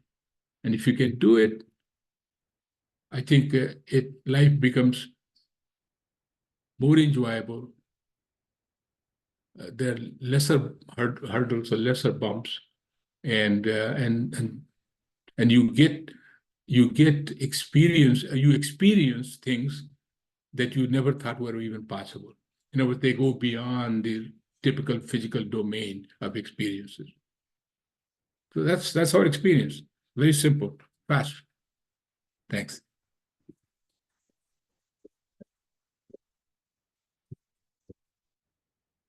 So when I was talking to Swamiji, then Swamiji was tired of what I was talking about school and all. So Raju, go see Gopal Singh's school. You have to go. 1 year, 2 years, 3 years have gone by. And then last year said, you got to go. Sureshji, myself, and then 12 others. We went and saw a personification of a beautiful idea, a vision, and put into action with passion. Kamalaji, just few words, please. And then we'll get into it. So if you have heard of the Karma Yogi and Karma Yogini, and these two are just right in the midst of us. So please interact with them. Now we will have about 15 minutes of questions. If both of you can come here, please. Or if you don't, okay, then you have to turn back if you have any question. Please, yeah. So we have nice 15 minutes and then conclusion by Swamiji. Any question, anything, please. They are capable of answering them. Oh, sure. Yes, sir. Yeah. Please. Yeah. Please. Just state your name. Yeah. So that people know who you are, and then ask your question. Yeah. Hi, my name is Michael. Gopal, was curious you left a little bit of a cliffhanger with one of your sentences. Which was? Where? In the last slide, you said it's shrinking, that Kurukshetra part Kurukshetra part, yeah. is the time is shrinking. Yeah, basically, I mean, all our experiences that we call life is in present. And present is fleeting. So the point is, how can you take that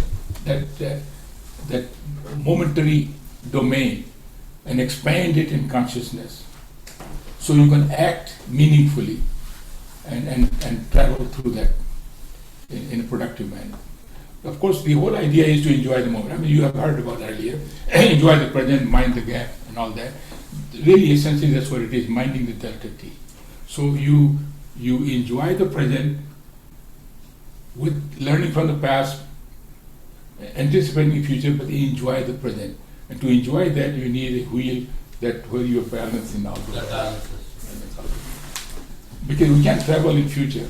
You cannot travel in past. And present is, I don't know how big is the time span of present is. Mathematically, it approaches zero. Right.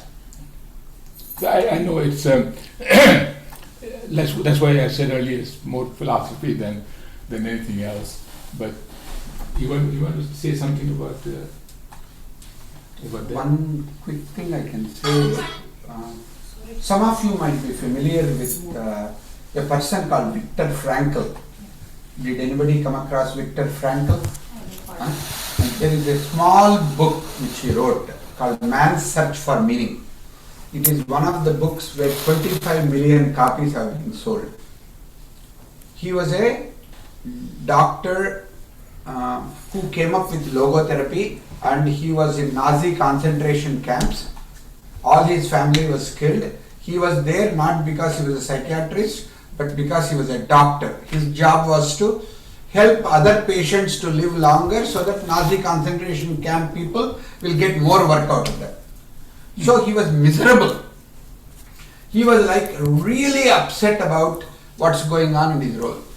In that particular, one day he realized his research before he got into concentration camps was about meaning, research on how do people find meaning. Understanding is easy. You can understand a concept, but unless you make sense of it internally and it means something to you, if it doesn't mean anything to you, the passion doesn't come, the connection doesn't come. So there is stimulus. Somebody spoke, I spoke, Gopalji spoke. We gave you stimulus that is coming in, one side. Your action is the response. But you see, between the stimulus and response, there is a gap. In that gap is your Kurukshetra, if I understand it correctly. Well said. Huh? Yeah. So, we could say whatever we want to say. We hear Swamiji, but what are we doing?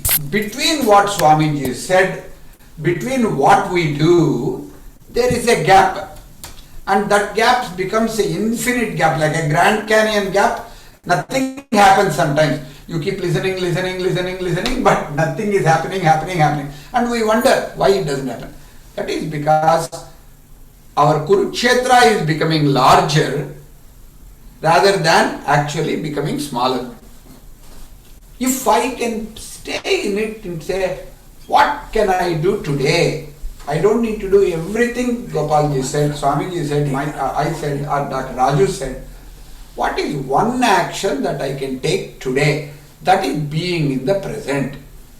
When you can focus on that action, Kurukshetra, like, I think Swamiji, whether you said it or somebody said, Kshetre, Kshetre, Dharmam Kuru. The first sloka is Dharma Kshetre, Kurukshetre.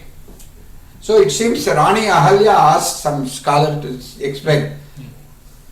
And as soon as he said the first line, he said, oh, Ahalya Bai fell at his feet and said, thank you, I understood Bhagavad Gita. He said, what did you understand? This is the first line of a first sloka of a first chapter. Oh, I understood. Wherever you go, do what is your dharma. Kshetre, Kshetre. Whichever context you are in, dharmam kuru. Dharma kshetre, kuru kshetre. She just rearranged. In that, suddenly everything came. That means in the space between the words and your understanding, there is a big gap. If you can live in that gap, then everything disappears. You will get a lot out of it. That is when Kurukshetra becomes, point. Yeah. Is that what? Yeah, basically it comes down to the whole idea here is that you act on the moment, Yeah. but you act. Your actions have to evolve in a way that reflects all the things from the past. And that's where your wheel is getting smoother and smoother and smoother. But you act in that moment at that point. And at that point is where continuously going on. Kurukshetra is really delta T is 0, delta T never stops. Right? Both ways. Because that's the way the world runs in present.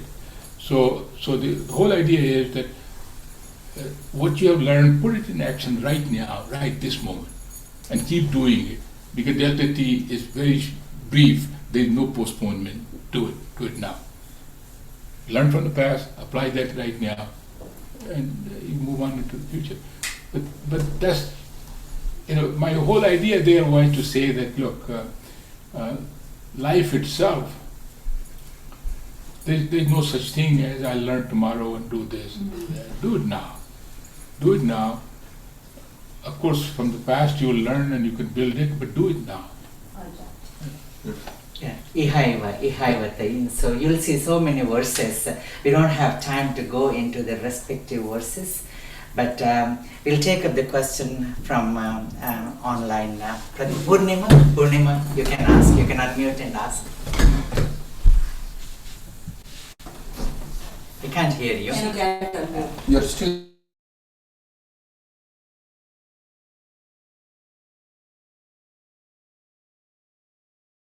One, Gita. Gita in today's action. Gita. Gita stands for Gita in today's actions. And then we'll talk to Purnima if you're ready. No, you're still, yes. No, she can. Maybe she can write it. Type a message, the question will be in the chat. She's box. unmuted, She is unmuted. but her speakers are not, Probably not. she has to switch her audio setting. Yeah. Suresh ji. Yeah, we can hear you. We can hear you. Go ahead. My question is, Go ahead, I'll Purnima. stand. as a teacher, not as a parent, how do I teach kids the importance of aligning what we speak, our actions, and our thoughts? Because they have access to the social media where they learn many things.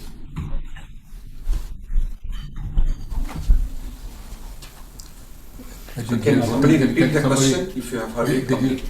How do we put it in action? As a teacher, Not as a parent.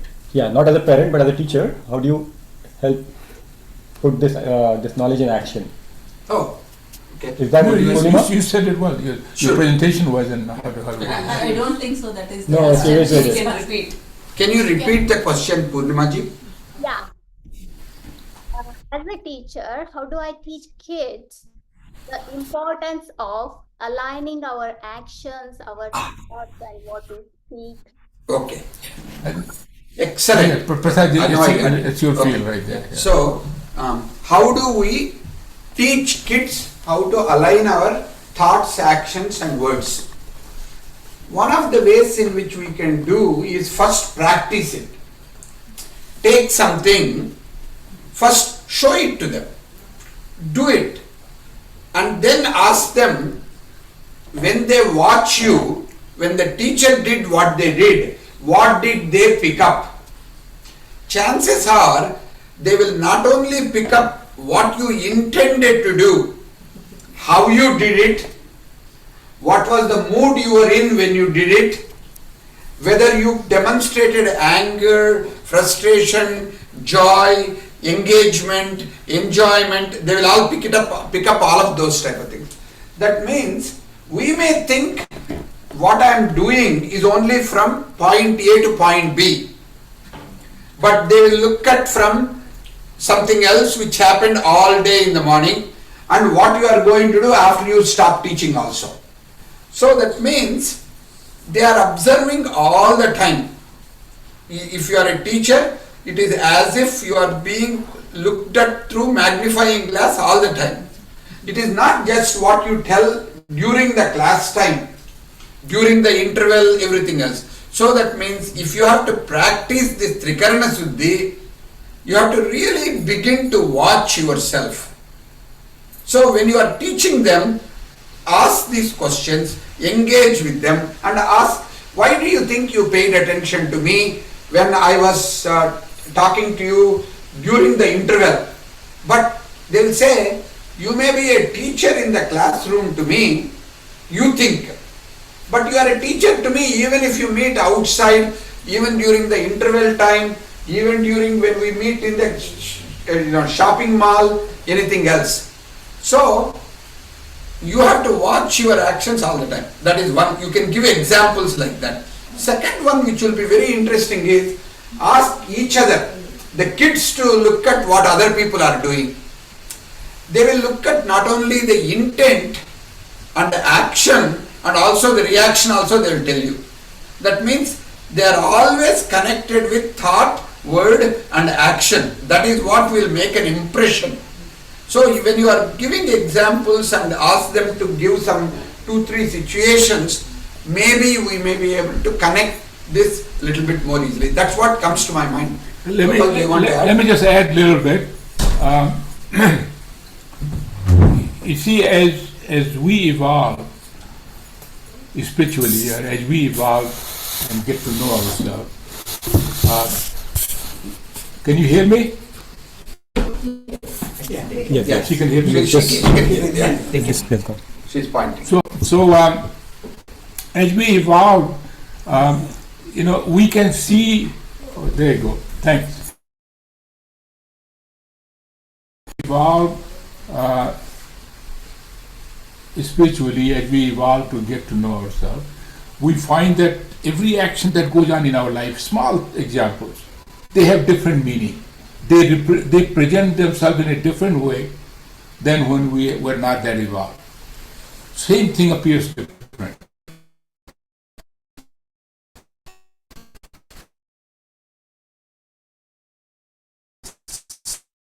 Small examples of that.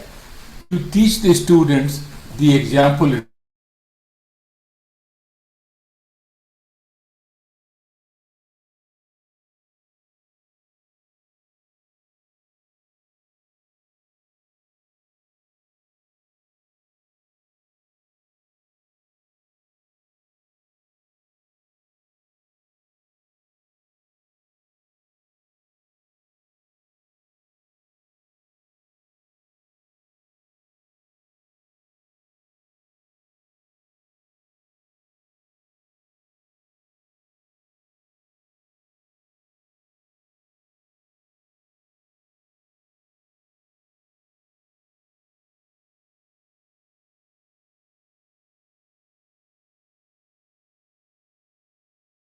Kurukshetra means, Kuru means action, Karo in Hindi.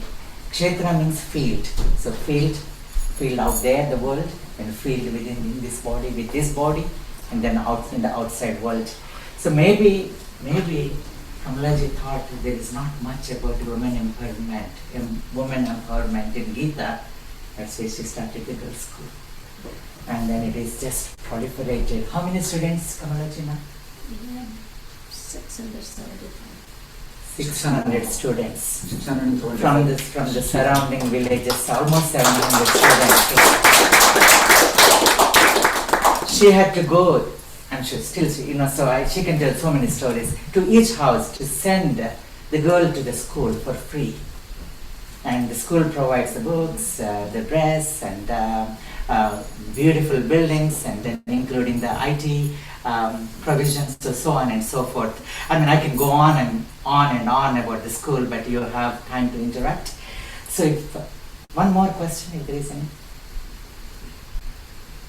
No, but please join Prasad Garu. It's a weekend. It's a beautiful 90-minute session, and non-intimidating, and people like us. So yeah, you see, so then you see people like us, we feel very comfortable. As you can see, no expectations.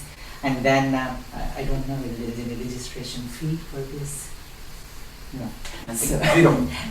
So please make use of that. And then Sureshji will tell about tomorrow's program after Swamiji's concluding remarks. Thank you,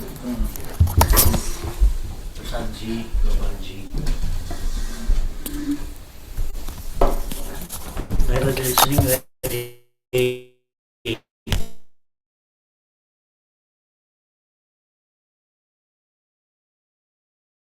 to people who are speaking about exposition is that one should be living in the present.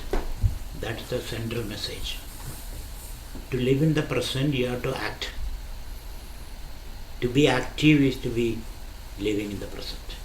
Otherwise, you will be either living in the past or in the future. For example, when you run fast, you are living in the present. You are not thinking of the past or the future. When you are cooking, you are living in the present, because the milk will boil over, or you are not putting the stove on. So the message that these two gentlemen gave us, to be very active, purposefully, meaningfully be active. And the gap between thoughts or between stimulus and response, or the past and the future, can be usefully utilized, because that gap is an opportunity for us. Otherwise you will be either in the past or in the future. So how do we utilize that gap, or Kurukshetra? We are talking about where various demands are there on your energies and your attention. So that viveka is very, very important, an ability to prioritize and first comes first and all kind of things. So the central message both of them gave us, be very active. Then you can live in the present. So I am not going to all those details, they have explained it very beautifully. And aligning intentions, thoughts, feelings, words, actions, all these are possible when you are active. What should you do? Of course, you have to make choices. Choice making means you are missing out on something else. So it's a hard discipline to make choices and to be active. So since this is a seminar on Bhagavad Gita, I thought I would pick up one sloka from Bhagavad Gita about Karma Yoga, so that you can relate your daily life to Bhagavad Gita. That's another point Prasad was emphasizing. You must practice. Practicing not in the puja room. Puja room practice is very easy. There you never get angry or anything. Practicing in relationships, in mutual gaze. When I look at you, you look at me. When I assess you, you assess me. When I judge you, you judge me. That's what we are doing in all relationships. So in those interactive spaces, out in the world, while you are driving, in the boardroom, in the bedroom, in the kitchen, those spaces, you have to practice this message of Bhagavad Gita. Be in the moment and integrate on all these spiritual intelligence, emotional intelligence, and cognitive intelligence, social intelligence, all kind of intelligence has to be harnessed into that space of that particular action. So you are in fact harnessing the whole universe into that particular moment, making the elephant dance on the music tip, as they say, which we have to do. And all these are very great lessons for us. And how do we practice this? It's a big question. It's a big question because we often forget, or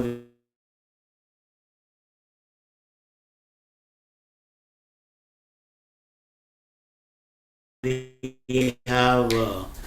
don't have the enough are there. But let me quote one sloka from Bhagavad Gita because it's all with a reference to Bhagavad Gita, which is a famous sloka. You all must have heard about it. Karmanyevadhikaraste ma bhaleshu kadajana ma karma bhalave durbu ma desangostu karmani nahi kassishanamabi jatu tishtatya karmurada karyadeya vashak karma sarvehi prakridehi gunai. We have to be active all the time. If you are not active, your mind becomes a devil's workshop, which we don't want. And so when we act, these kind of problems come. Will I get the expected outcome? Because you cannot act without a certain purpose. Purposeful action. That is what karma is all about. You have set a goal in mind, then you are harnessing all your energy toward the realization of that goal. Without goal, you cannot act. When you left your home, you had a goal to reach here. That was the goal. Without that, your son asks you, Mom, where are you going? I don't know where I am going. Then you cannot move. So there should be a goal, which is motivating you. The goal also determined by your past, learning and experiences, your conclusions and all that. And there are certain biological needs also, which will determine those goals. So at a given moment, you act because you have a certain goal in mind. So Bhagavad Gita says, there don't depend on God. You have to act. That says, trust in God but tie your camel. Isn't it? You have to tie your camel. So trust in God but tie your camel. So there you have to, with available knowledge, whatever data at your command, and your need and your interest and maybe your concern for other stakeholders, and your value systems, take all those into consideration, which is a very difficult process, but we can do that. Then you act. And you are not clear whether did I give attention to all the factors involved because you don't have all the data at your command. So with the available data, and you can consult with people, your gurus, your parents, your friends, your chat GPT, everything you can do, consult. And finally, and there is no time, you don't have all the time in the world. Like Arjuna, you didn't have all the time in the world. It's only, the war is about to begin, the arrows are flying across, and the canopy flying arrows, he is discussing Bhagavad Gita. So with all these constraints, so decision making is under constraints and pressure. Pressure from all sides. Constraints of resources. So you have to take it. It's a big risk. Decision making a big risk. As Prasad was talking about risk taking.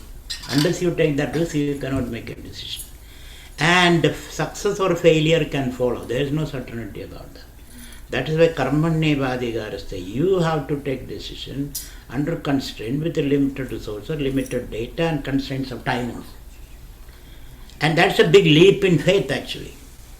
The big leap in faith. You are jumping into the Pacific Ocean or shooting into the darkness. That's what you are doing. So karmanyevadhikaraste. There you think that you are the only person. God is not there. You are acting. You have to act. Then karmanyevadhikaraste ma bhaleshu kadajana. But you have no control over the outcome. Though we want to control the outcome. If you cannot control the outcome, you cannot land a man on the moon. You have to control the outcome. as much as possible. Sometimes it lands on the moon, sometimes doesn't. They just explode in the mid-air. That also is possible. But you are ready to take that risk. So risk is taking is very, very important. If you don't take the risk, that will lead to calamity. You have to take risk. So the outcome can be either expected or not expected, below your expectation, above your expectation, just as your expectation, something exactly opposite to your expectation. That is why Bhagavan says, Karmanyevadhikaraste, ma bhaleshu gadajana. You have an absolute control over the outcome. Due to various reasons. I don't have the time to go into all those reasons. Then Bhagavan says, Mate sangosta karmani. Don't remain inactive. Though you don't have all the data, use the available data, trust in the universe, trust in yourself, and then act, jump. Then alone you will learn swimming. If you don't jump, there is no dry learning of swimming. Or terra firma learning, that's not possible. You have to jump, and then that swimming is there in you. You are only invoking that. It is there. So when you are facing a challenge, then the best comes out of you. If you don't face, run away, then you are missing an opportunity. And then Bhagavan says, Ma karma bhalahedurbu. You are not the sole agent of deciding the outcome. There are many factors are involved. Many factors are involved. For example, when you plant a sapling, it is not that sapling, that plant, what we have done is not the only reason why it is growing. Rain, timely rain, no neighborhood animals are coming and destroying it. All those factors are involved. That is why when we do an action, prayatna, we also pray. Praying the blessings of the entire ecosystem. Everybody is involved there. Their blessings are necessary. All are our gods. So, ma karma bhala can mean you are not the only agent. There are many agents, many factors, many stakeholders are involved in that creating that outcome. So you should be grateful to all of them, and you should share your resource, the outcome, with everyone. And whatever balance remains, you take. If no balance is there, you are happy with that. Isn't it?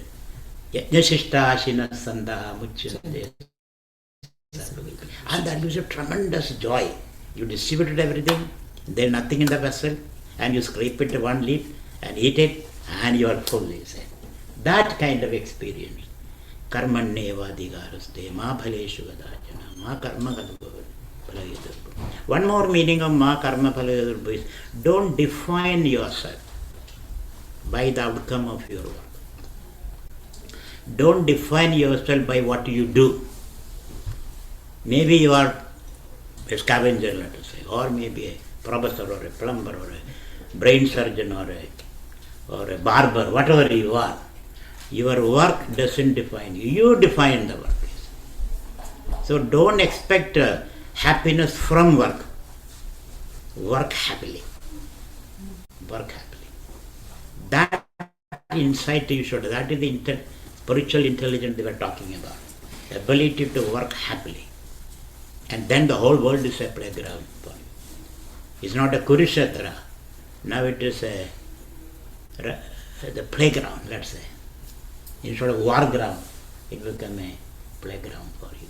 You are able to explore and express your infinite potential through the choices that you make as you interact with the world. That is why he said, don't define. One failure doesn't make you Mr. or Miss Failure. It is a learning experience. The peak of success, the stepping stones are all these failures. Like science. Scientific research is to prove that this is wrong, that is wrong, finally you reach the truth. Provisional truth. Science never reaches the absolute truth. Provisional truth. So don't define yourself. One failure should not make you Mr. Failure. You have to have that insight that I have the resource to learn from failure. So karmanyevadhikaraste, ma bhaleshu gadajana, ma karma bhalahedurbu, ma de sangahastu karmani. Be always active. You may make mistake. You should make mistake. If you don't make a mistake, then you don't learn, you say. So learning is making mistakes. Allow your children to make mistakes. No, you shouldn't make any mistake. Then he will never learn. You create a bonsai tree. You are not creating a big banyan tree. So let him make a mistake. Let them take challenges. Let them question you. They may ask you questions. Let them ask questions. You may not have answer. Then you say, okay, we'll find out an answer. That way, you should feel challenged by your kids or your student. As it is said, Acharyat Padamadatte. Only 1/3, 1/4 is you learn from teachers. Teachers include parents also. Parents, teachers, you learn only 1/4. 1/4 from children learn from each other. That is a big learning, because they learn better than you from you. So 1/3 from each other, 1/3 from their own inner cogitation. They are intelligent. The children are intelligent. So they see what will work, what will not work, how to manipulate mother, how to manipulate father, how to put them against each other. All those things they know. They deliberate within themselves. And when they suck the thumb, that's what they are doing. That's what they are doing. And fourthly, in good time, experience will teach you. 1/4. Till the burial ground, you are learning that way. So don't have the arrogance to say, I'm going to teach my child. Your child is much more intelligent than us, because we have the burden of the past, which is suppressing us. So we don't see things properly. A child has a fresh eye. He can see things properly. So have the tremendous trust in your child. He may make mistakes, he may create problems. That is how they are learning. Challenge the child. And you also learn from the child. It's a co-education actually, parents and teachers. You learn from them. They learn from you. They learn from nature. So that way, if you create that learning environment in the family, in the school, which is difficult, I know, it's a very expensive kind of learning. They make mistakes, all kind of things. But we need to have the patience and our basic faith is every child is Brahman. Aham Brahmasmi. It's not applicable to only me and Prasadji. Everybody is Brahman. Even the child is a Brahman. So when you look at the child, you should see that potential, that infinite potential. Brahman's ability to unfold in million and myriad ways through the body, mind, ego complex. That's a tool that Brahman uses to unfold itself in many ways. Why Brahman want to unfold? Because it's infinite, full. When you're full, you want to share. When you're full of music in your heart, you want to sing, isn't it? You want to sing. Similarly, but if you have no music, you don't want to sing. Even if you are asked, you don't want to sing. So when you are full with that spiritual energy, by contemplation, meditation, all that, then you want to share it. So try to bring it. That's the meaning of education. Educare in a loving environment. Give them that confidence, and then they will unfold their potential in a unique way, not the way we want. Our problem is we want to repeat the past. Mummy did this, so you also do it. Daddy did this, you also do it. That will not work. The child has a unique way of. That's the meaning of present. The present is not just the repetition of the past. It is something new, unique. Navam, they say. So let the child do that. Let him take the risk. And that way, he will get that agency and authority. So authentic life is possible that way. So that is some of the things I heard from this presentation. That's wonderful. I hope you benefited from that. You heard two of the best minds in the United States. So therefore, we are privileged to listen to them. And thank you, Gopalji and Prasadji. Thank you very much. Thank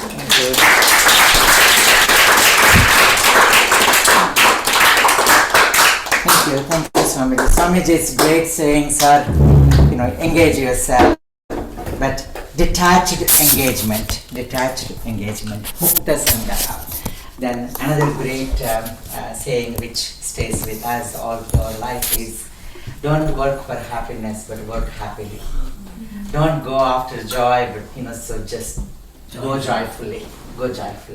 So, and then we'll see some more. So tomorrow we'll see the bhakti component of it a little bit. And then I see Gurugalu Shivaswami Garu, if you could speak tomorrow, that will be great, a few minutes, so whichever, around bhakti, if you don't mind. That the second 6 chapters we'll try to cover. I know there are not many verses that we quoted, but that wasn't the intention. So we wanted to get the essence out of it, the rasa out of it. And then Sureshji will tell about tomorrow's program. And please tell your friends. Gurugala, tomorrow, can you speak tomorrow? You are unmute. Gurugala, namaste. Yeah. Namaste. I have been watching sir entire thing. It's going on really well. Do you mind speaking for a few minutes tomorrow, please? At what time? Indian time, you tell me. Yeah. Around the same. In like Bhakti Shatka, 7th Oh, yeah. to 12th chapter, the essence of Bhakti. Yes. Are you listening, sir? Can you hear? I think Zoom. He's asking for the time, Indian time, what time he has to speak. Indian time. Same time. Same time. Yeah, Same six, yeah, I 6:30 a.m. I can sit with you and talk for a few minutes, sir. Thank you, sir. Okay, thank you. Namaskara. Namaste. Namaste. I know we missed out some great speakers and then some great audience, but the speakers hopefully next time. And then we have plans to continue this every year. I think it will be a success because we just want to share. And under the guidance of Swami, with the help of so great experienced teachers.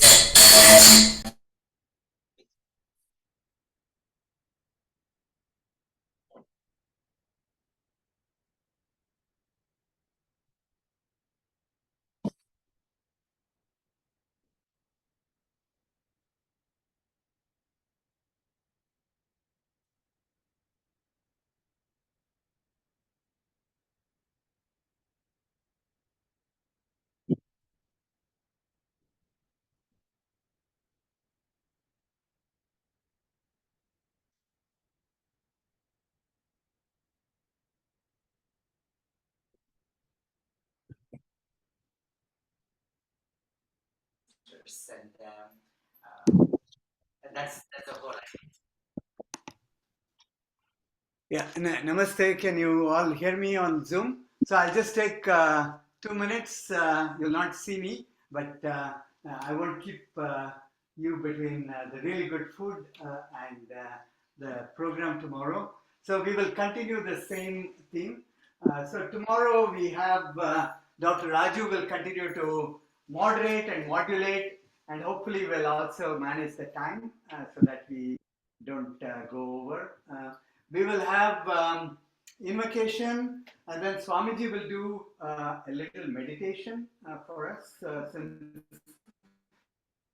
Dhyana Yoga at the end of it is kind of starting the next one, and we couldn't do the meditation, so we'll do a little meditation. And then Dr. Raju requested me to talk a little bit about AI, and I try to blend it in with Bhakti. So we'll hear about that tomorrow. And so each one of you today, when you go, make sure you take Swamiji's blessing, and then we have a bag for you, a bag that you can take with you, and the bag has an activity sheet. So if you're not going to come tomorrow, maybe you have some other plans, look at that activity sheet. So that's very much like what Dr. Kaipaji is like saying.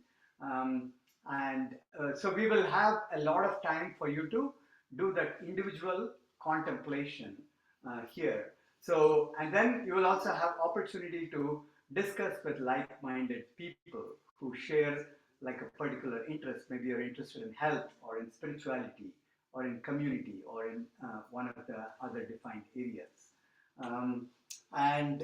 So all this is again possible with the generous contribution of like donors. So please do donate if you can to cover the costs and also to benefit SamBodh so that we can bring the wisdom. Swamiji was telling today that you can cover the whole Bhagavad Gita in 30 days, and we want to be able to do those and kind of more projects like that. So hope it was beneficial, and we hope that you will come back tomorrow. If you're not able to, and also please give us feedback. So as Dr. Raju says, that in equal part, you are a key part of the success of the event. So 25% is you, 25% is the speakers, right, and the motivator and the instigator, and we will also hear from Guru tomorrow. So without much more time, please take Swamiji's blessings. A bag, I unfortunately didn't plan for enough bags for every single person, so bag per family. So maybe if you came as like 4, you could take one bag today, and if there are some extra bags left, then you can pick it up tomorrow. Okay, and then there is food. So the menu for today, to continue to attract you, is we have puri, jeera rice, kurma, and what's some sweet dish, I guess. Yeah, there is a kheer, and the kurma and the kheer has cashew, and the others don't have any nuts. So if you have any nut allergies or anything, so just avoid those 2 items. Then the others are good. So please take Swamiji's blessings, and you take.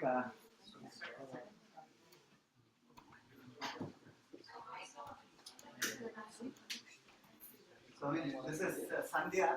She is a student of Guru, who you heard, and this is her daughter. You want to?